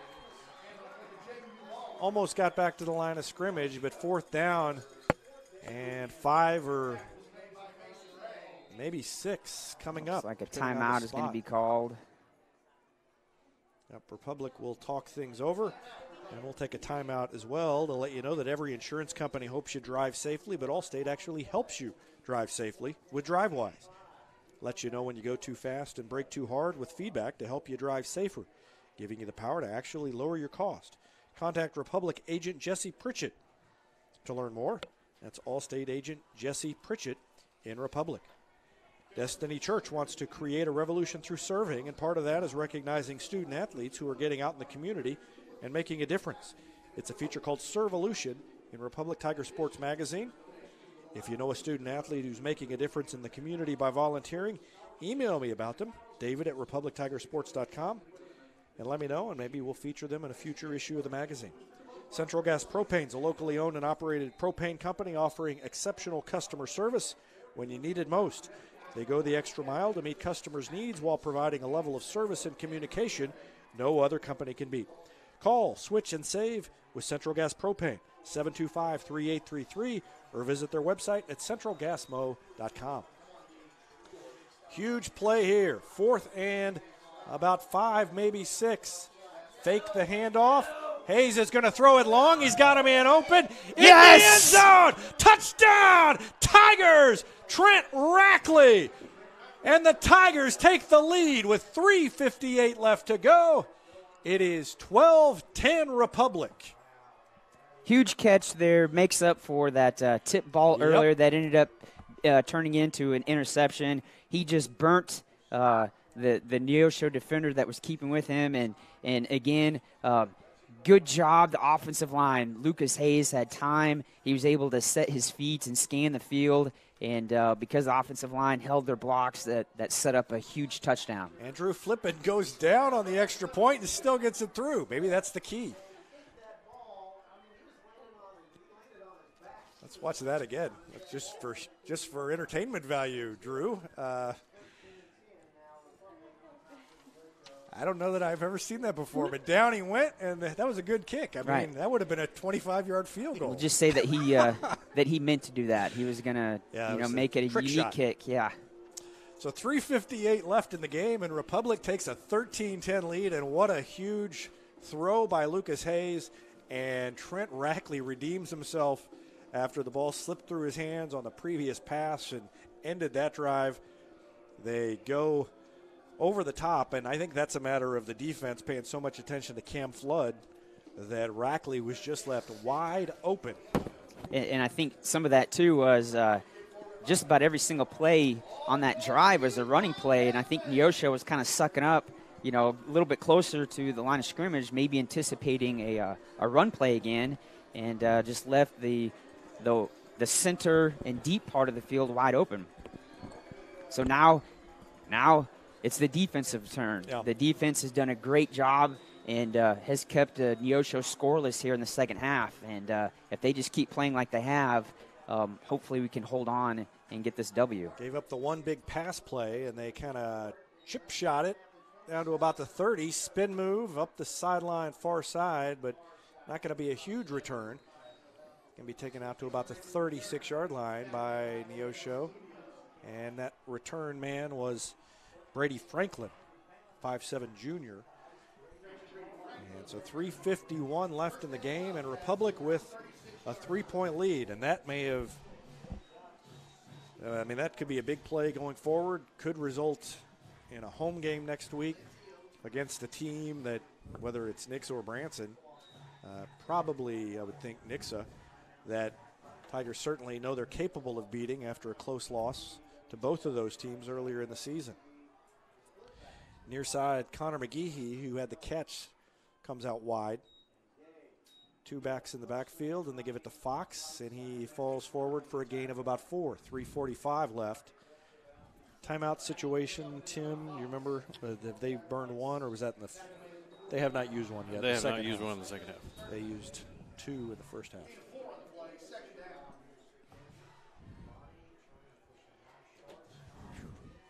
And again, Neosho, no sense of urgency. They huddle up, take their time, and kind of just walk up to the line of scrimmage.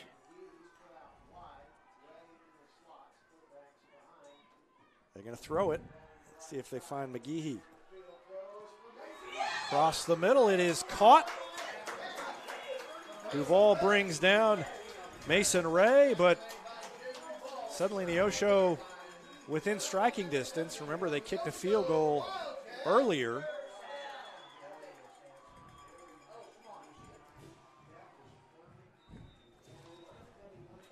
So for a team that doesn't throw the ball very much, has had some success throwing the ball. 26-yarder there. Down under 3 minutes left, 2:55. Wide receiver far side is McGehee. Give it on the inside, and Lyerla drives ahead for a gain of about 5, but flag, right? Yeah, flag came. I thought a Neosho offensive lineman moved before the ball snapped. Yep, that's what they're going to call. I didn't think that they were going to notice it. That flag was thrown late. It was on the left-hand side. It looked like maybe the left guard or tackle was able to move it. Black Lab Coffee, more than just amazing coffee, more than breakfast sandwiches and great desserts. It's the locally owned coffee shop where you can drop in, be greeted by name, and enjoy a quiet place to work or some peaceful conversation. Case and his crew are waiting behind the counter to prepare your order. All you have to do is walk in. Black Lab Coffee at 545 East Elm Street in Republic. So 1st and 15. And they give the 5 yards back. Sturdivant was going to blitz, tried to time it, and went across the line, and back we go. It'll be 1st and 10 now. 2.5 minutes left.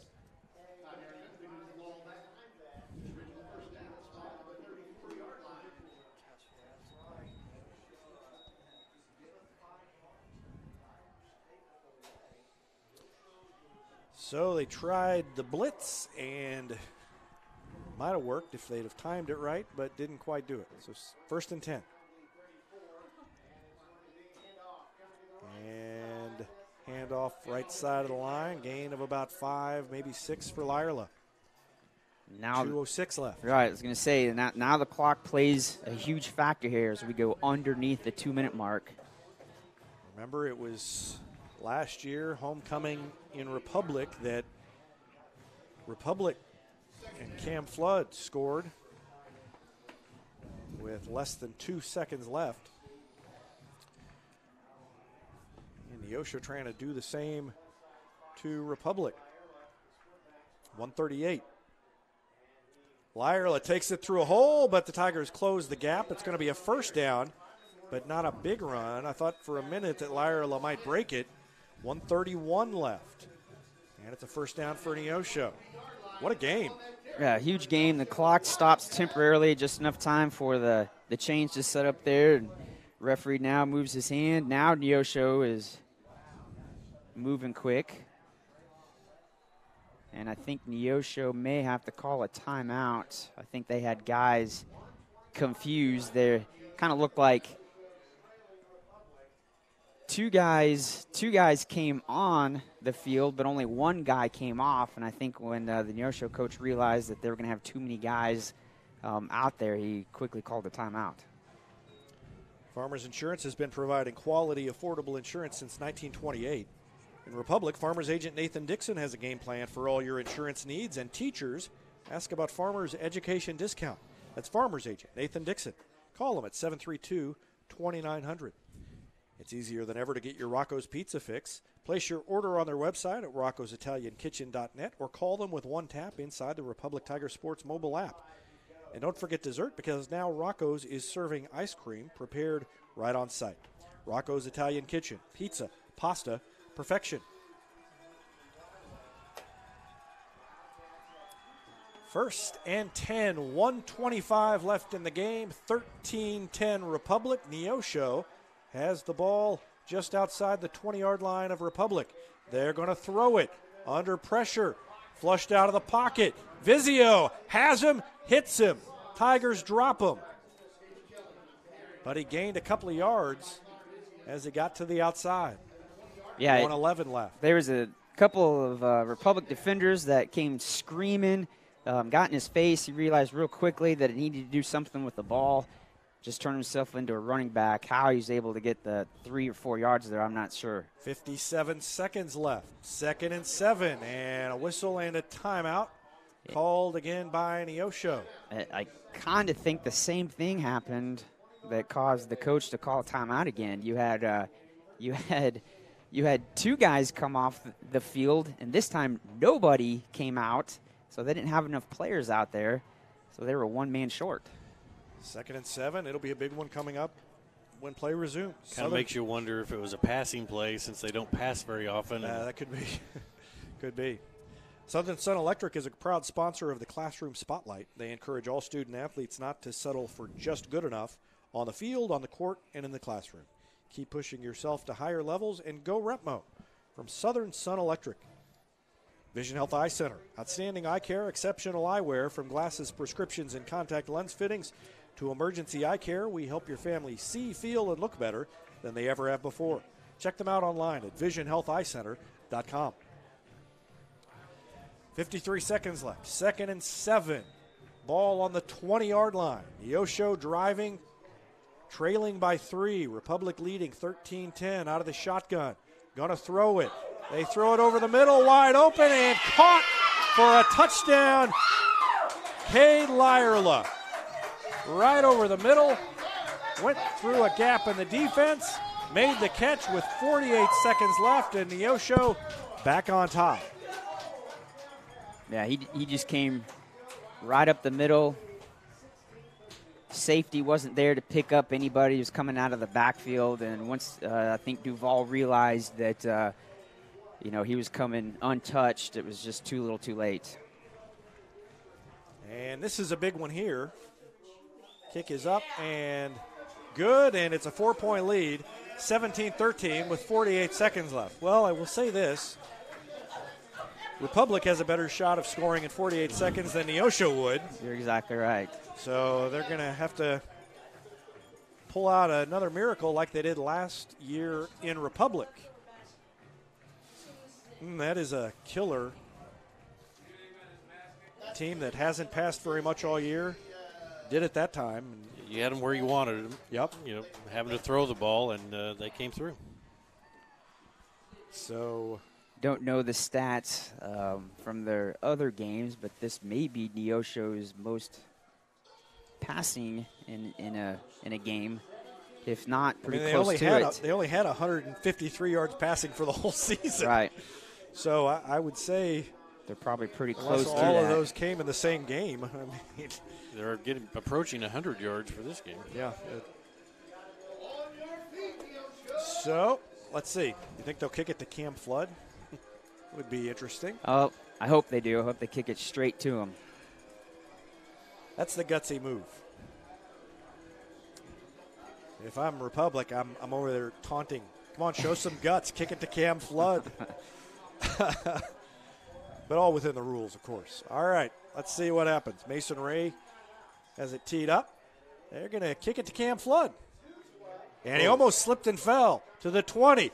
And he's tripped up as he found a gap and tried to explode through it.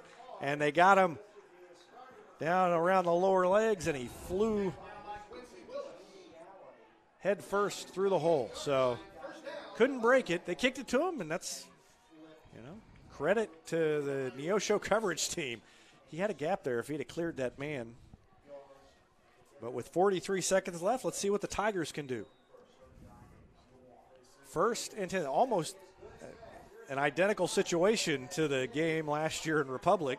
Tigers had it about here, picked up yards to get it out near midfield, and then completed the pass on the game winner. Trips to the right. 2 timeouts left. 5 wide receivers. Hayes looks to throw over the middle. It's overthrown and picked off.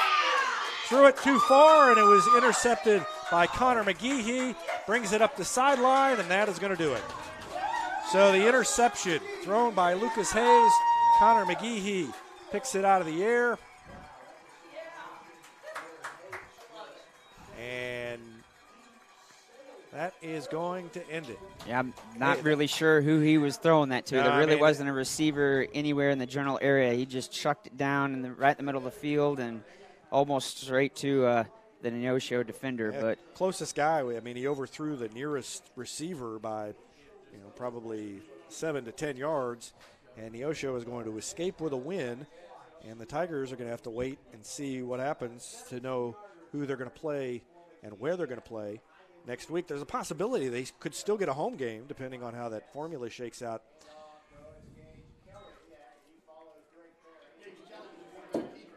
Gage Kelly pushes forward. and Republic calls a timeout to stop the clock. Since 1986, Yoakum Automotive has been the hometown auto repair shop you can trust. And with their new customer communication system, their mechanics will show you exactly what's wrong with your car and let you sign off before the repairs are made. That means you get back on the road even faster. Schedule an appointment online at yoakumautomotive.com. And here's a touchdown for your family budget. Combine your home and auto insurance and save money with State Farm agent Sarah Rader. Call her at 732-1414 or find her online at sarahrader.com. That's State Farm agent Sarah Rader at 732-1414. Whether you're moving out or you just can't live with that dirty carpet one more day, call Floor Gypsy. From floor to ceiling, wall to wall, and everything in between, they get it clean. Floor Gypsy will take care of your carpets, stone, tile, and grout, and they do commercial and residential cleanings.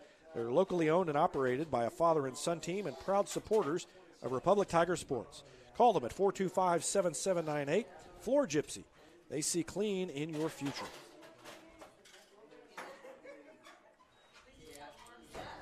And they take a knee, and that's going to end it. Neosho is going to get out of here with a 17-13 win. Republic came all the way. No, they're going to call another timeout. Going to say, hey, if you can't snap it cleanly, we're going to take advantage. So the Tigers will force one more snap by the Wildcats. Gold Medal Gyms is where Republic athletes build a foundation for future success. Whether it's gymnastics, cheerleading, or tumbling, young athletes learn skills that prepare them to take on virtually any sport they choose. Sign up for your free trial at their new facility at Highway 60 and Highway M. Gold Medal Gyms, raising the bar for Republic athletics.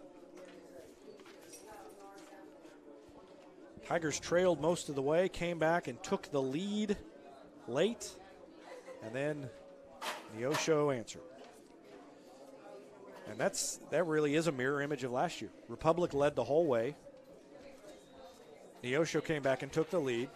Republic spoiled it at the end.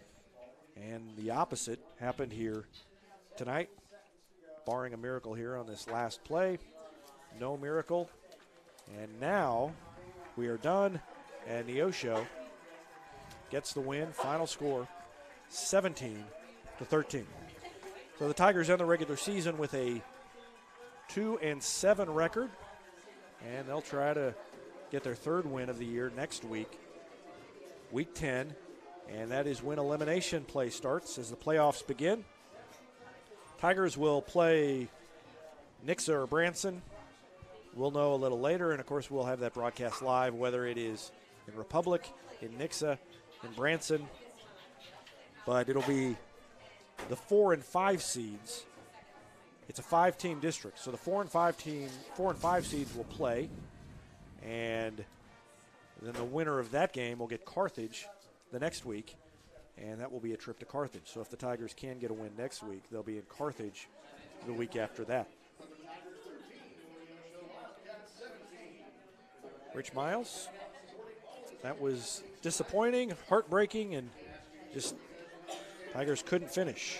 No, they couldn't finish, and some of that goes back to the first half there. If the offense was able to do really anything in the first half, this could be a totally different game. But the offense was shut down entirely in the first half, had to play catch-up the entire second half, and looked like they were going to pull it out there, but just wasn't able to do it. And just real surprising on the defensive side due to the fact that they had kind of just kept Neosho scoreless all the way up until the very end of the second half.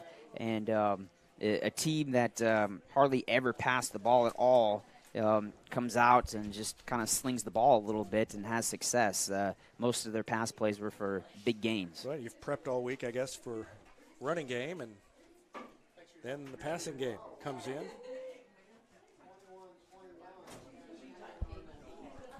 The other games, or the other games that have significance, is Webb City 55, Nixa 14. That's a final. In the fourth quarter, Willard 27, Branson 7. And Parkview 49, Waynesville 10 in the fourth quarter. So Branson's got 2 wins, right? Of course, one is over Republic. But right. They lost to Willard. What did you say the score was? It's 27-7 in the fourth quarter. Yeah, so fairly lopsided there. And I don't know. I don't know how it's going to shake out. But even if Republic finishes ahead of Branson, they're still going to have to go to Branson. Yeah, because if they're fourth, but if no, you're right. Yeah, so they're going to be on the road. Let's see. Well, with all 3 of them losing, though, it's possible because those 3 teams are pretty close point-wise. But no, you're probably right. With all 3 losing, probably Republic will be on the road either at Branson or Nixa next week. I don't know. I don't know who would win that. Tim Barnes, do you have any numbers to give us yet? Yeah, I've got Republic totals. Lucas Hayes was 4 out of 14, 77 yards, 3 interceptions. He carried the ball 7 times for 34 yards. Riley Sigmund, 11 carries, 57 yards. Jaden Duvall, all in the second half, 12 carries for 62 yards. Yeah. Cam Flood had 3 catches for 41 yards. And I don't have the Neosho totals yet. And Rackley had the big catch, of course, for the touchdown. Right. So, that gave the Tigers the lead, but then Neosho was able to march down. Oh, and Zach White shows us that Cassville is tied with Lamar. So that would be a huge upset. Well, Cassville's, I think, ranked 5 in 3A. Lamar's 1 in 2A. Yeah. So some people were saying Cassville was favored. Well, there you go. I don't know how you can do, Lamar's won 50, 60 some games in a row. If they get beat, I think that's an upset. I would call it an upset. Well, anyway, Tigers are upset here at the way this one ended. They lose it 17-13, and so we'll wait to see where they will be next week. And for now, we will wrap up the broadcast. Final score here tonight, Neosho 17, Republic 13. Thanks for watching Republic Tigers football on Republic Tiger Sports.